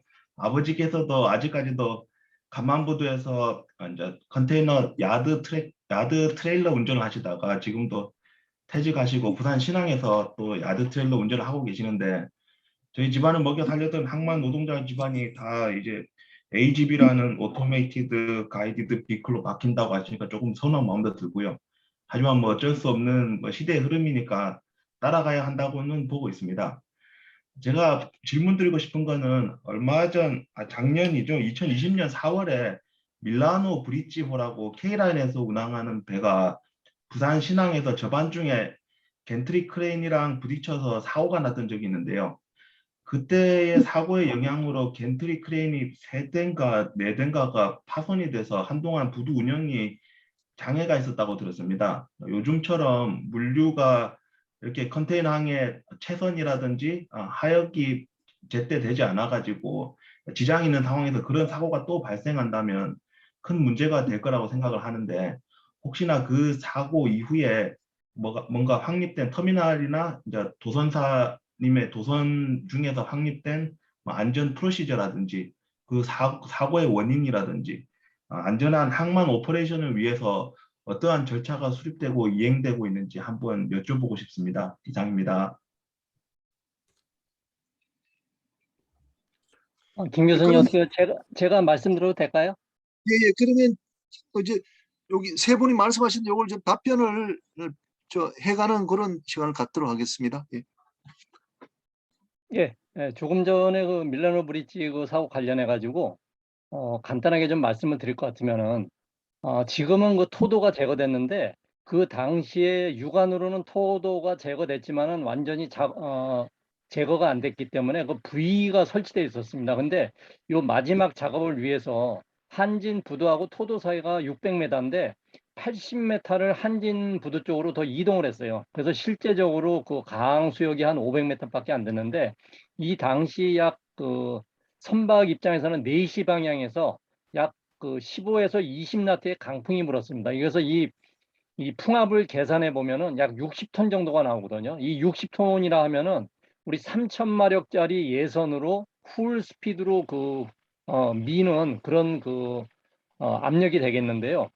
이 밀라노 브릿지는 또 공교롭게 그 일본에서 만든 선박입니다. 아시다시피 일본에서 만든 선박들은 아주 경제선으로 만들어 가지고 마력도 적고 한데 통상적으로 우리 예전에 7만 총톤수 7만 톤 7,000 TU 컨테이너의 마력은 보통 7만 마력 정도였습니다. 근데 요즘에 이 15,000 TU에서 23,000 TU 컨테이너들의 마력이 8만 마력 전후입니다. 8만 마력 전후고 이 밀라노 브릿지는 그보다도 훨씬 적었는데 또 거기다가 그 바라스트를 적게 적어가지고 프로펠러도 80%밖에 잠기지 않은 상태였거든요. 그래서 선해권도 증가가 되는 그런 좀 안 좋은 상황이었고요. 그 다음에 선속에 관련돼서 그런 얘기들이 나왔었는데 우리가 그 압류를 피하기 위한 방법은 뭐 예선을 사용하는 방법도 있고 선속을 증가하는 방법도 있는데 회두를 하면서 부두 쪽에 접안을 하기 위해서는 사실 그 자리가 굉장히 어려운 접안 구역이었거든요. 그래서 이러한 여러 가지가 복합돼 가지고 사고가 일어났는데 실제 현재는 그 토도가 제거돼 가지고 이제 요거하고 유사한 사고는 일어나지 않을 것 같습니다. 그다음에 그 뒤에 그 예선의 우리 그 사용 기준도 좀 강화를 해 가지고 예선도 우리가 더 보강해서 사용할 수 있기 때문에 앞으로 이러한 사고는 우리가 좀 방지를 할 수 있을 것 같은데요. 하나 제가 제일 우려하는 거는 뭐냐면은 지금 신항이라든지 그다음에 자성대 터미널 같은 경우는 부두에서 겐츄리 크레인 기둥까지 한 12m 정도에서 굉장히 폭이 좀 넓습니다. 하지만은 지금 기존 북항의 신간만 터미널, 간만 터미널, 그다음에 신선대 터미널은 부두 끝단에서 겐츄리 크레인까지 불과 3m밖에 안 됩니다. 그래서 배가 선수하고 선미 쪽에는 시어가 있는데 조금만 접안하면서 정확한 정행이 유지가 안 되든지 하면은 항상 겐츄리 크레인이 전복될 수 있는 큰 사고가 일어날 수 있습니다. 그래서 처음에 이 밀라노 브릿지 사고가 났을 때도 제가 청장님하고 항공사에 말씀을 드렸는데 지금 이 신항에서 사고 난 것도 어떻게 보면 이렇게 에이프론이 넓은 데서 사고가 났는데 특히 신간만, 간만 신선대는 언제든지 이런 제2의 사고가 일어날 수 있으니까 장기적으로는 이게 정말로 중요한 사항으로 우리가 부두 어떤 보완을 좀 해야 될 것 같고요. 그다음에 또 하나는 컨테이너 부두에 접안할 때마다 항상 이런 사고를 대비하게 해가지고 크레인을 센터에 모아주게 돼 있습니다. 센터에서 모아주는데 이게 어떤 면에서는 또 이팡선이 금세 들어오던 이 터미널에서 이게 잘 안 지켜지거든요. 그래서 항상 우리 도선사회에서는 그 겐츄리 크레인을 모아달라고 부탁을 하고 경우에 따라서 우리가 위험하다고 할 때는 그 선박 입항을 보류를 하고 있습니다. 그래서 이 터미널 쪽에서 볼 때 겐츄리 크레인을 입항 시 항상 그 부두 저반이 제 가운데 모아주고, 그다음에 신간만 간만 신선대 터미널은 옛날에 저 자성대 터미널도 실은 이 에이프론이 넓지가 않았는데 이게 그 90년 후반에 그 에이프론을 늘려가지고 안전하게 지금 해서 그 허치슨 터미널은 지금 보강을 한 거거든요. 근데 또 어떻게 이렇게 보강한 좋은 부두는 지금 이제 앞으로 없어지고 또 신간만 간만 이렇게 신선되겠는데, 장기적으로는 저는 요거는 언젠가는 꼭 해서 최대한 빠른 시간 내에 부두가 좀 이 개선되는 그런 그 보완 작업을 꼭 해야 된다고 생각을 합니다. 이상입니다. 예, 그리고 그 권호인 이게 대표님이 질문하셨는데, 그 작년에 그 우리 겨울에 왜 원 선박이 태평양 황천 만나서 갑판선 컨테이너가 막 넘어졌지 않습니까? 그래서 그때 우리 나오는 이야기로는 고박을 더 뭐 단단히 해야 된다, 또는 밑에 싣는 그 발라스트 그 스테빌라이저 뭐 등등이 있다, 뭐 이런 이야기들을 했었는데, 지금 질문 사항은 그러면 이건 이제 배가 떠날 때 터미널에서 하역 작업할 때 그 뒤로 무슨 대책이 세워졌는가, 이게 이제 질문이에요. 그래서 장재환 저 차장님하고 이영혁 그 우리 실장님께서 지금까지 나온 것에 대해서 조금 답변을 하나씩 그렇게 해주시면 좋을 것 같아요. 그러니까 지금 그 가판적 화물들 그 붕괴되지 않도록 터미널에서 뭐 무슨 조치 취한 게 있는지, 그리고 아까 김홍선 회장님이 질문하신 이게 미래에 이 무인화 돼 버리면은 뭐 부두 근로자들이나 도순사의 그 존재가 어떻게 될 것인지, 그게 있고, 또 컨테이너 항의 목적이 앞으로 조금은 좀 다양성 쪽으로 나갈 건지 하는 그런 질문이 남아 있는 것 같아요. 예, 장 차장님 혹시 답변 뭐 하실 것이 있나요? 아니, 제가 읽어보고 있는데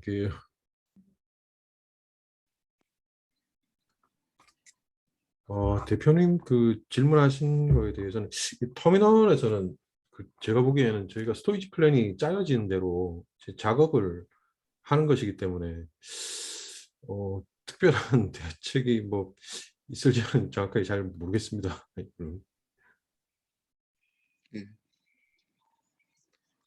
예, 우리 이영혁 실장님 혹시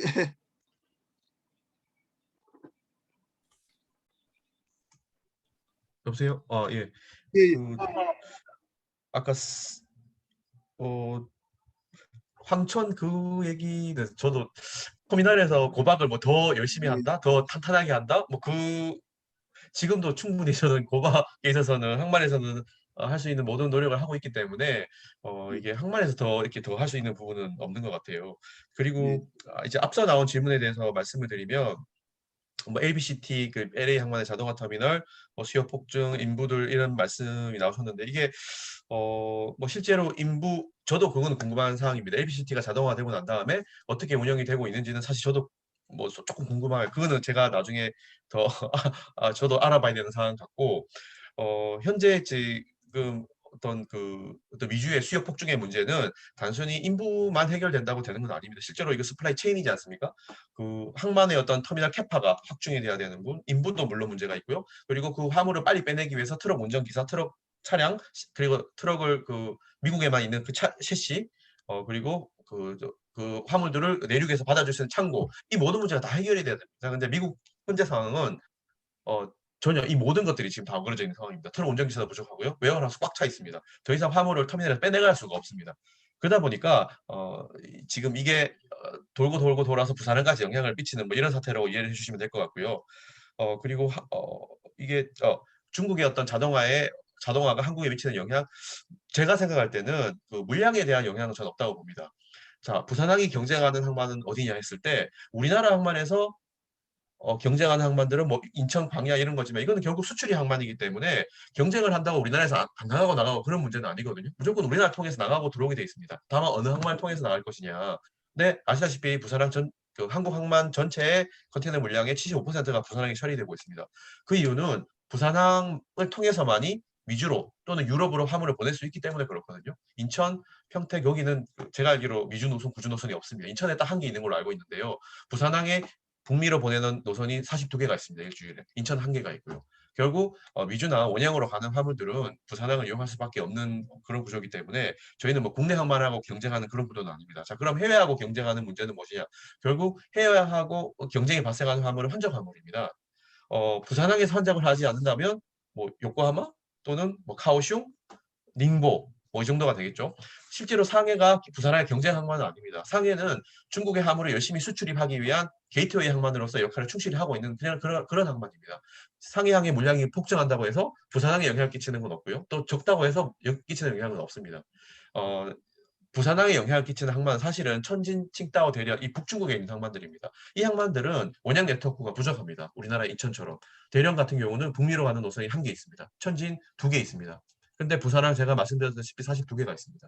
결국 이 화물들이 블랭 세일링이 돼서 선박이 만약에 들어오지 않는다. 그럼 대련에서는 그 일주일 내내 미국으로 화물을 한 개도 보낼 수 없습니다.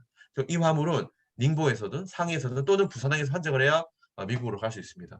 그런데 대부분 카보타지 문제 때문에 부산항에서 환적을 할 수밖에 없는 구조라는 거죠. 그리고 닝보 상해는 벌써 자기들 수출입 화물 처리하는데도 벌써 풀캡합니다. 100% 이상 활용되고 있기 때문에 뭐 그런 그 화물들이 거기서 환적이 될 가능성은 더더욱 사실은 없고요. 그래서 뭐 자동화가 부산항에 미치는 영향은 저는 물량 측면에서 전혀 없고요. 하지만 어떤 그 자동화 기술의 축적 그런 문제는 당연히 발생을 하죠. 벌써 중국은 엄청난 기술을 축적을 했습니다. 그리고 그 기술을 축적했었던 이유는 국가의 충분한 지원이 있었고요. 그리고 엄청난 마켓이 있습니다. 근데 부산항은 뭐 그런 상황은 아니라는 거. 그리고 부산항은 환적 화물이 반입니다. 중국과는 완전히 다른 항만입니다.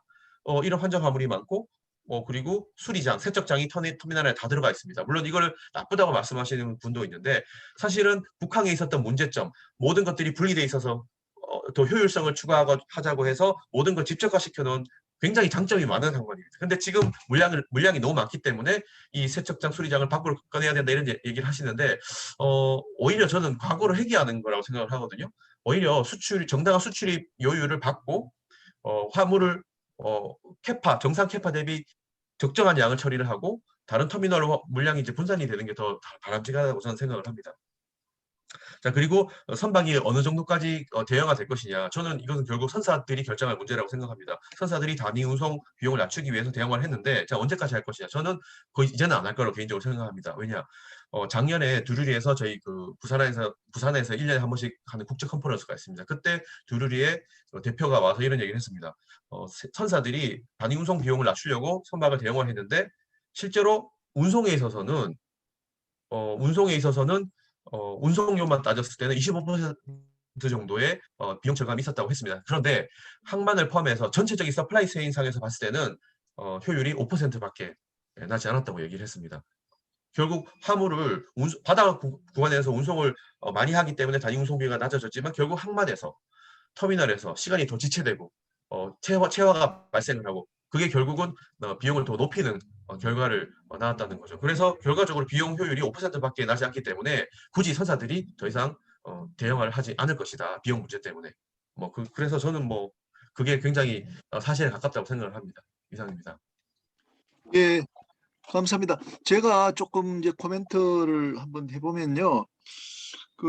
저는 이 컨테이너 운송은 우리가 이제 해상법에서 강의할 때 그 미국의 이제 그 코먼 캐리어 공중 운송이기 때문에 우리가 그 스케줄을 공표하고 운송물을 받았으면 그 스케줄을 자기가 목숨같이 지켜줘야 되는 게 이게 미국에서 말하는 코먼 캐리어라 그렇게 알고 있거든. 시간표를 잘 지켜줘야 된다는 이야기죠. 근데 이제 최근에 보면은 엄청나게 정시율이 20% 30%밖에 안 된다고 해서 제가 이제 갖고 있는 생각은 우리가 정시성을 지키기 위한 여유가 이게 너무 없었던 게 아닌가.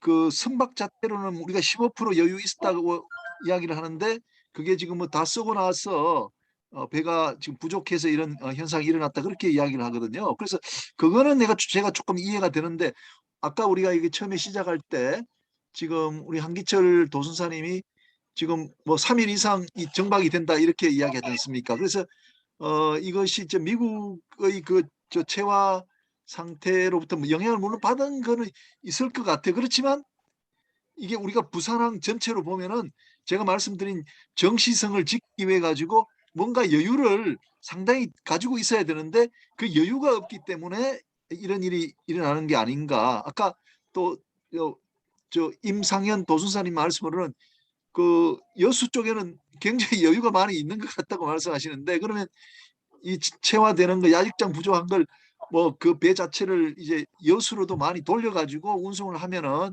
이런 일이 안 일어나는 것 같은데 하는 그런 생각이 들어서 이게 조금 우리가 더 잘 짤 수 없는지 구도를 스킴을 좀 잘 짜가지고 전기선을 그 좀 할 수는 없는가 이런 생각이 들어서 한번 좀 의견을 여쭤봅니다. 우리 고수님들한테. 예.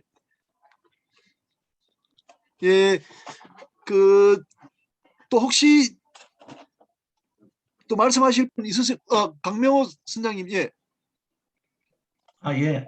좀 전에 권호인 대표님 그 질문하신 거 관련해서 제가 저희 고객사로 제가 원 선박에만 선박 검사 서비스를 2019년부터 계속 진행해 오고 있었거든요.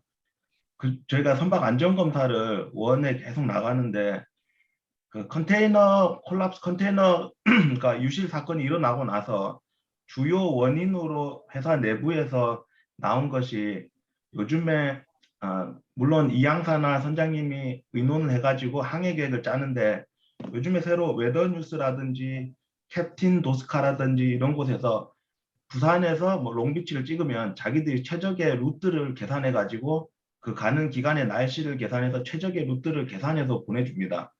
그럼 그걸 가지고 오퍼레이션 하는 육상에 있는 직원이 선장한테 프레셔를 많이 넣었습니다. 왜 이 서비스에서는 이게 최적의 항로고 연료 효율을 가장 아낄 수 있고 가장 빨리 갈 수 있는 루트인데 왜 배는 이런 식으로 가느냐라고 기존에 선장이 갖고 있는 권한을 많이 축소시키고 강제로 원 에이프스 같은 경우는 그런 내용이 오가면서 원 에이프스가 어떻게 보면 선장이 원하지 않았는데 출항을 했다라는 그런 내용이 나왔거든요. 그래서 그 이후부터는 이제 물론 이렇게 육상에서 본선의 항해를 돕도록 이렇게 조언들이 있지만 항해 최종적인 책임과 판단은 권한은 선장한테 있다는 것을 조금 더 주지시키는 내용을 저희가 그 이후에 선박 검사에 가면은 이제 기존의 고박 확인에 더불어서 그 내용을 계속 선장님들한테 주지시켜 드리고 선장님 혹시나 이런 육상에서의 프레셔가 있더라도 선장님이 싫으시면은 최종 판단이라든지 선장님의 권한은 이쪽에 선장님이 다 권한을 갖고 계시기 때문에 이거를 굳이 프레셔를 느껴서 무리한 항해를 하실 필요는 없다라는 내용을 계속 주지시키고 있습니다. 이런 내부 사정이 있었다는 것을 그냥 알려드립니다. 이상입니다. 예, 감사합니다. 예, 권호인 대표님, 예. 제가 질문 드린 거는 강 선장님 코멘트 고맙고요. 사실은 그 부산항 컨테이너 터미널이 싱가포르나 유럽 터미널하고 다른 점이 하나 있습니다. 라싱은 그 터미널에서 하지 않습니다. 별도의 회사가 부산에서 작업을 하고 있는데 그 라싱 회사는 굉장히 영세합니다. 작업 환경도 열악하고 또 작업 시간대에 따라서 노무자들을 배치하기도 용이하지 않은데 그럼 과연 그 영세한 그 회사들이 초대형 선박에 가서 제한된 시간 내에 열악한 환경으로 작업을 했을 때에 얼마만큼 그 작업이 용이하겠느냐. 그러면 그런 제도적인 문제가 뒤에 있는 것 아니냐. 일본만 하더라도 그 라싱은 터미널에서 다 하고 있습니다. 한국은 좀 여건이 다르죠. 그런 부분을 좀 여쭤봤고요. 저는 오늘 쭉 그 얘기 나온 것 중에서 그냥 슬쩍슬쩍 넘어간 것 중에서 한 번 좀 얘기를 하고 넘어갔으면 좋겠다라고 생각되는 것들이 좀 있는데 조금 말씀드려도 괜찮겠습니까? 예, 말씀하십시오. 예. 예. 아까 그 이응혁 실장님이 부산항의 화물 증대에 대해서 긍정적이다라는 얘기를 하셨는데 그 근거가 환적 화물이었습니다. 근데 환적 화물은 휘발성이 큰 화물일 가능성이 높습니다. 다시 말하면은 외부 변수에 의해서 화물이 출렁일 수 있는 가능성이 높습니다. 이 부분은 얼마만큼 카운트할 건가의 문제가 분명히 하나 있고요. 두 번째는 공칭 터미널 캐퍼시티라고 한국에서 칭하고 있는데 그 터미널이 얼마만큼의 물량을 취급할 수 있느냐에 대한 계산 방식입니다. 저는 이 방식이 좀 개선돼야 되지 않을까. 이론상의 계산, KMI가 주로 많이 하고 있죠. 경험상의 계산, 터미널이 다 갖고 있습니다. 자기들이 얼마만큼 핸들링 할 수 있다는 거. 그 이외의 변수 이런 것들이 종합돼야 좀 공정하고 설득력이 있는 그 공칭 캐파가 나오지 않겠느냐. 지금은 KMI가 발표를 하면은 그게 공칭입니다. 현실하고 괴리가 많이 있습니다. 이 부분은 한번 짚고 넘어가야 되지 않을까. 그 계산 결과에 따라서 컨테이너 터미널을 이제 신설하게 되죠. 터미널 오퍼레이터들은 수익성에 민감할 수밖에 없습니다. 왜냐 그러면 대규모 자본을 투자해서 터미널 운영이 적자로 들어서면은 뭐 안 되는 거죠. 그래서 지금 한국이 그 취하는 방식은 트리거 방식입니다. 일정 물량이 확보가 된 이후에 다음 터미널을 짓는 방식으로 되어 있는데 이 트리거 방식이 사실은 고려 변수가 좀 빠져 있는 게 아닌가. 제가 보는 거는 중국의 카보타지 변수, 그 다음에 글로벌로 제조 방식의 변화, 3D 프린터가 많이 나오는 거죠. DHL이 전망하기에는 2050년대 가면은 지금처럼 대양 항로에서의 물량이 줄어든다는 전망을 내놓고 있습니다.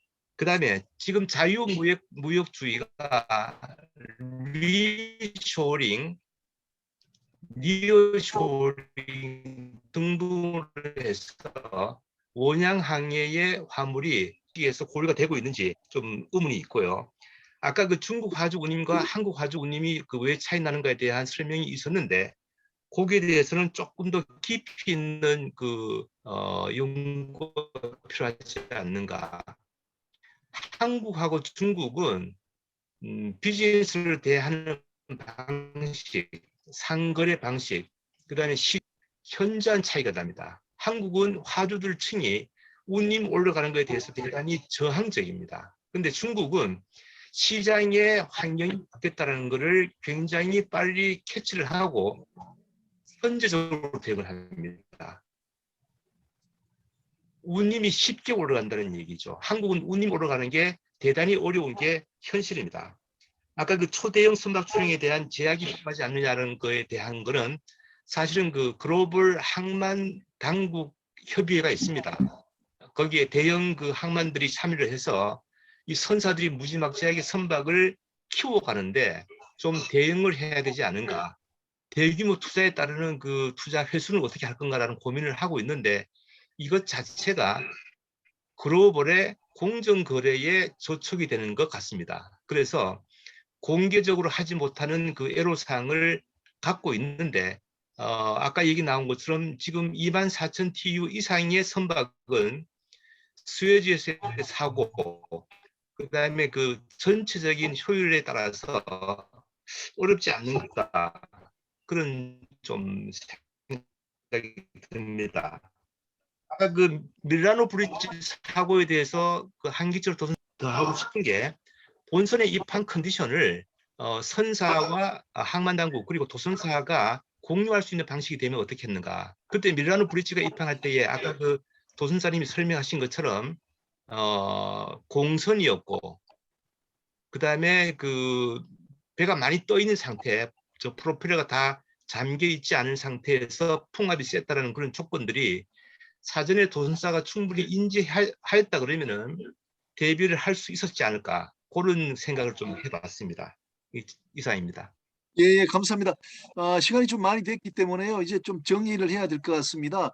오늘 그 장 차장님이 해주신 거는 사실 이제 하드웨어적인 내용이지 않습니까? 그런데 우리가 토론하면서는 이제 소프트웨어 관련 영업적인 청년 이야기를 조금 이제 많이 하게 됐는데, 제가 이제 다음 뭐 한 2달 뒤쯤에는 우리가 이제 그 항만의 그 비즈니스 관련해서 좀 발표를 또 한번 듣도록 그렇게 하도록 하겠습니다.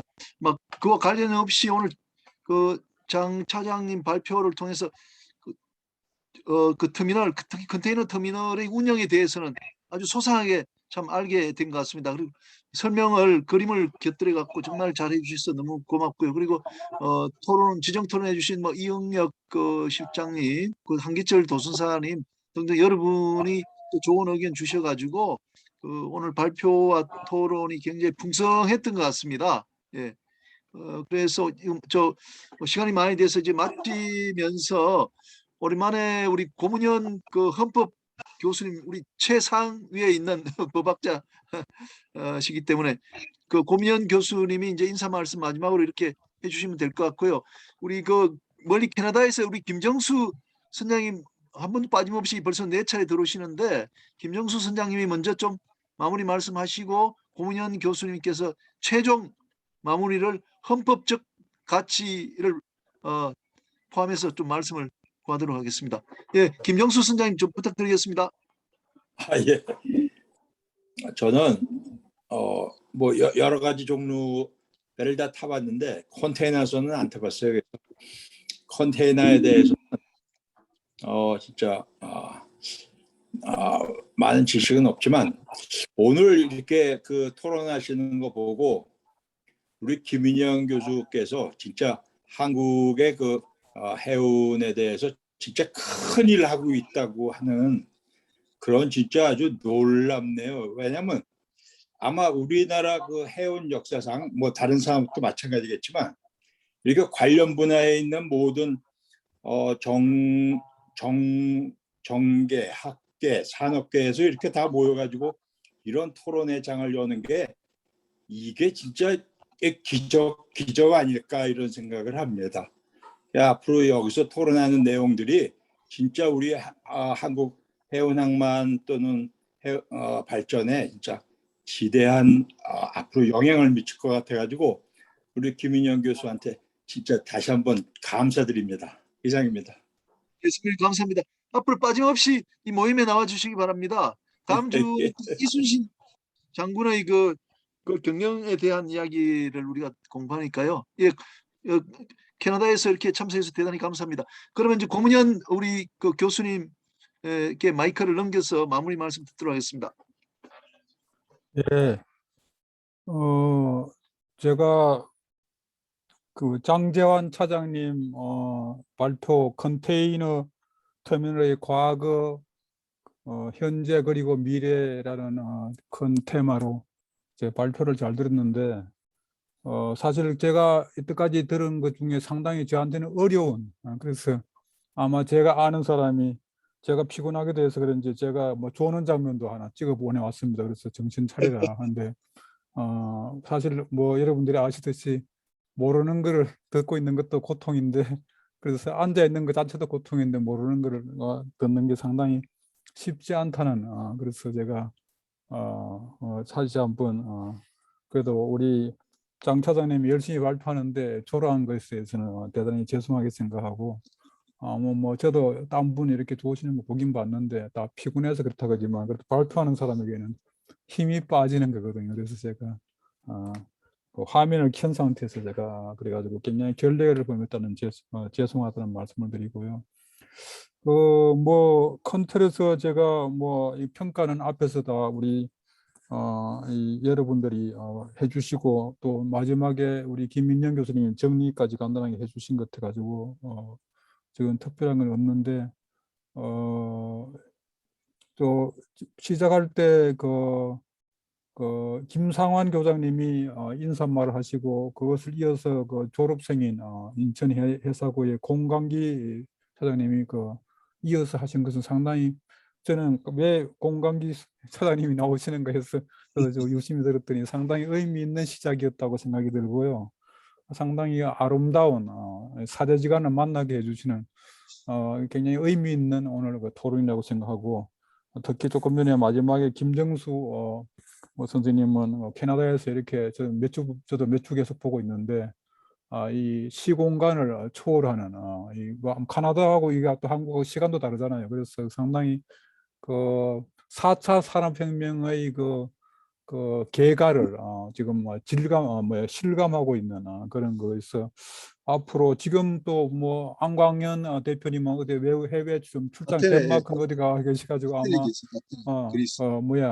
잠시 들어왔다 가신다고 뭐 멘트는 하셨는데 들어오셨는지 모르겠지만 그래서 이게 각자 다 사정에 따라서 들어올 수도 있고 못 들어올 수 있는 상당히 의미 있는 건데 컨테이너 터미널 앞으로 잘 발전이 돼 가지고 정말 그 여러 가지 좋은 결과가 있기를 바랍니다. 상당히 저는 뭐 크게 뭐 박스 상자처럼 느껴지는데 그래서 박스 상자 느껴져 가지고 어떤 효과가 있을지에 대해서 저는 타보지를 저도 안 해봤고 그래서 느낌은 없는데 그래서 앞으로 저희들이 바다 포럼 이것이 그런 것을 안 해본 사람이도 해볼 수 있는 그런 그 뭐라거나 이제 코로나 때문에 그러시겠지만 여러 가지 이거 좀 소규모라도 하면서 그것을 이렇게 와닿게 하는 그래서 발표도 좋지만 일부라도 가서 원하면 해주고 하면서 훨씬 더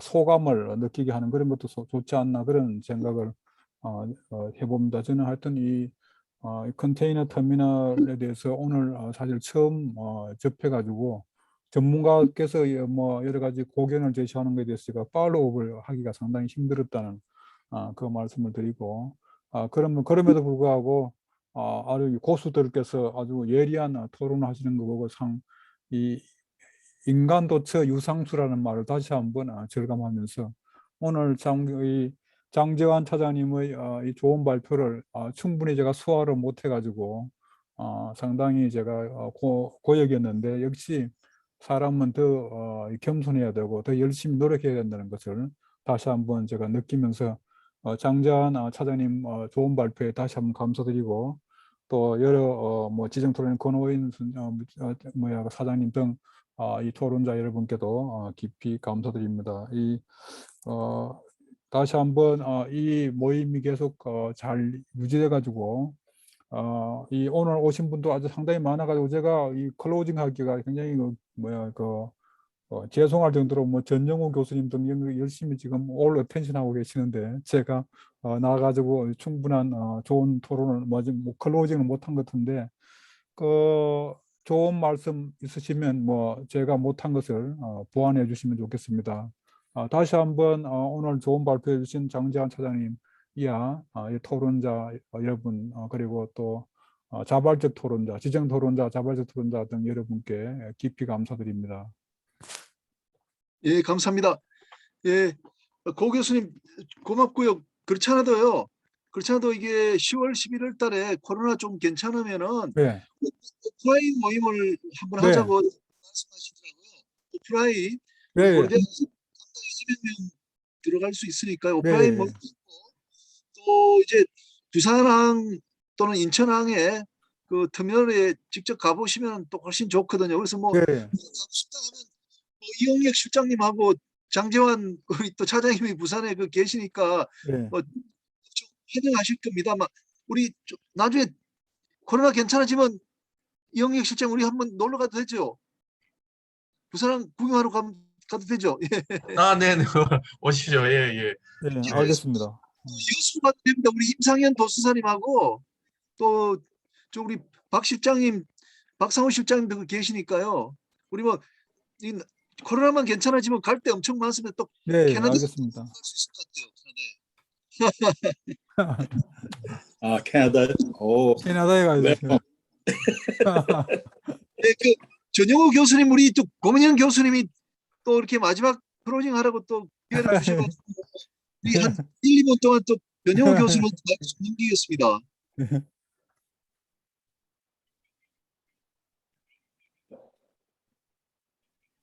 네, 이제 마칠 때인데 또 갑자기 마이크를 주셔가지고. 진짜 마치도록 좀 해주십시오. 예. 예, 오늘 오늘 강의 참 실무적이고 이런 좋은 내용을 발표해 주셔서 인상 깊게 잘 들었습니다.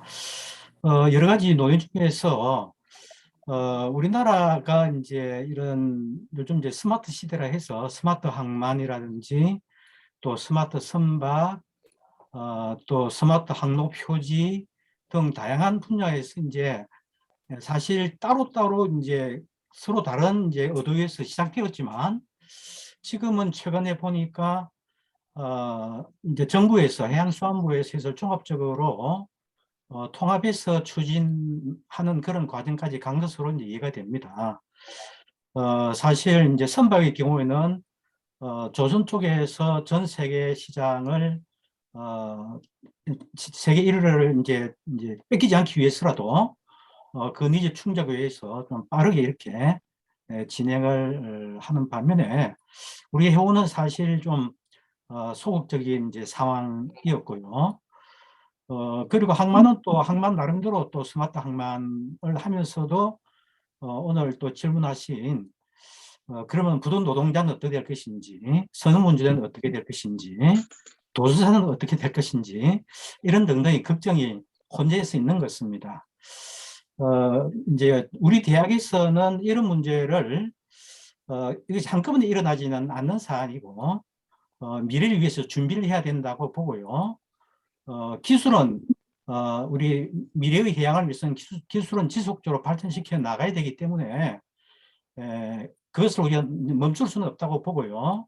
아울러서 미래의 어떤 인력을 육성하기 위해서는 우리 이제 해양 산업의 초창기가 그랬듯이 인력을 먼저 육성을 해서 우리 오늘과 같은 해양력을 길렀다고 보여지고요. 그래서 최근에 이제 제가 정부에다가 이 새로운 산업 인력을 육성하기 위한 교육을 지금이라도 새로운 교육을 준비하자 해서 대학이 좀 나설 때가 되었다 해서 지금 이제 그런 사업을 추진하고 있고요. 우리 대학 내에서도 아마도 이런 흐름에 대해서는 우리가 지금 준비해야 된다는 그러한 공감대를 이제 아마 추측컨대 한 수백억 정도 예산을 들여서 새로운 교육과 새로운 교육 장비 프로그램 표준화 이런 걸 우리 대학을 중심으로 해서 여러 교육기관과 사업을 향후 5년간 해보려고 하고 있습니다. 정부에서 예산을 이제 준다고 하기 때문에 그거 하면서 이제 저희들은 사실 뭐 친환경이나 자율선 이런 거를 이제 좀 하려고 했는데 정부에서는 항만 쪽도 좀 해달라 해서 스마트 항만 인력까지 이제 포함해서 우리 이제 KMI나 목포해양대학 연수원 등과 같이 합심해서 그런 사업을 해보려고 합니다. 그런 사업을 하다 보면 이제 제가 추측컨대는 교육을 먼저 한다 하더라도 새로운 인력과 또 전통적인 어떤 인력은 상당한 기간에 걸쳐서 이렇게 이제 교체되어 나갈 것이기 때문에 이것을 걱정하면서 우려할 사안은 아니다. 좀 선제적으로 새로운 인력을 육성해서 미래의 해양을 개척해야 된다라는 그런 생각을 해봅니다. 그래서 오늘 이 질문이 있었는데 현재는 대학에서 좀 앞서가면서 좀 해보려고 하는 그런 상황이 있다는 말씀 드리고요. 뭐 오늘 발표도 그런 측면에서는 향후 미래를 생각하는데 좀 유한 것이었고요. 또는 새로운 인력을 어떻게 육성해 나가는 것이 또 새로운 시대를 우리가 또 선점하면서도 세계의 무대로 계속 진출하는 길이 아닌가라는 생각을 해봅니다. 감사합니다. 좋은 말씀 감사합니다. 그 교수님 정말 좋은 교육 프로그램 그 잘 생각하셨는데 그 교육 프로그램의 그 교재는 우리가 이제 그 책 내고 있지 않습니까? 바다 저자 전문가의 대화 이걸 꼭 교재를 꼭 사용해 주시기 바랍니다. 예, 이상입니다. 예, 아주 훌륭한 교재죠. 예. 예, 예, 예. 예, 오늘 정말 마지막 그 전용우 교수님 그 마무리 말씀이 오늘 그 토론을 압축적으로 이렇게 말씀해 주신 것 같습니다. 예, 여러분들 또 다음 주 토요일 뵙도록 하겠습니다. 다음 주 토요일은 이제 이순신 장군에 대한 것이기 때문에 특히 또 재미가 있을 것 같습니다. 여러분들 수고 많으셨고요. 또 편한 밤 되시기 바랍니다. 감사합니다. 고맙습니다.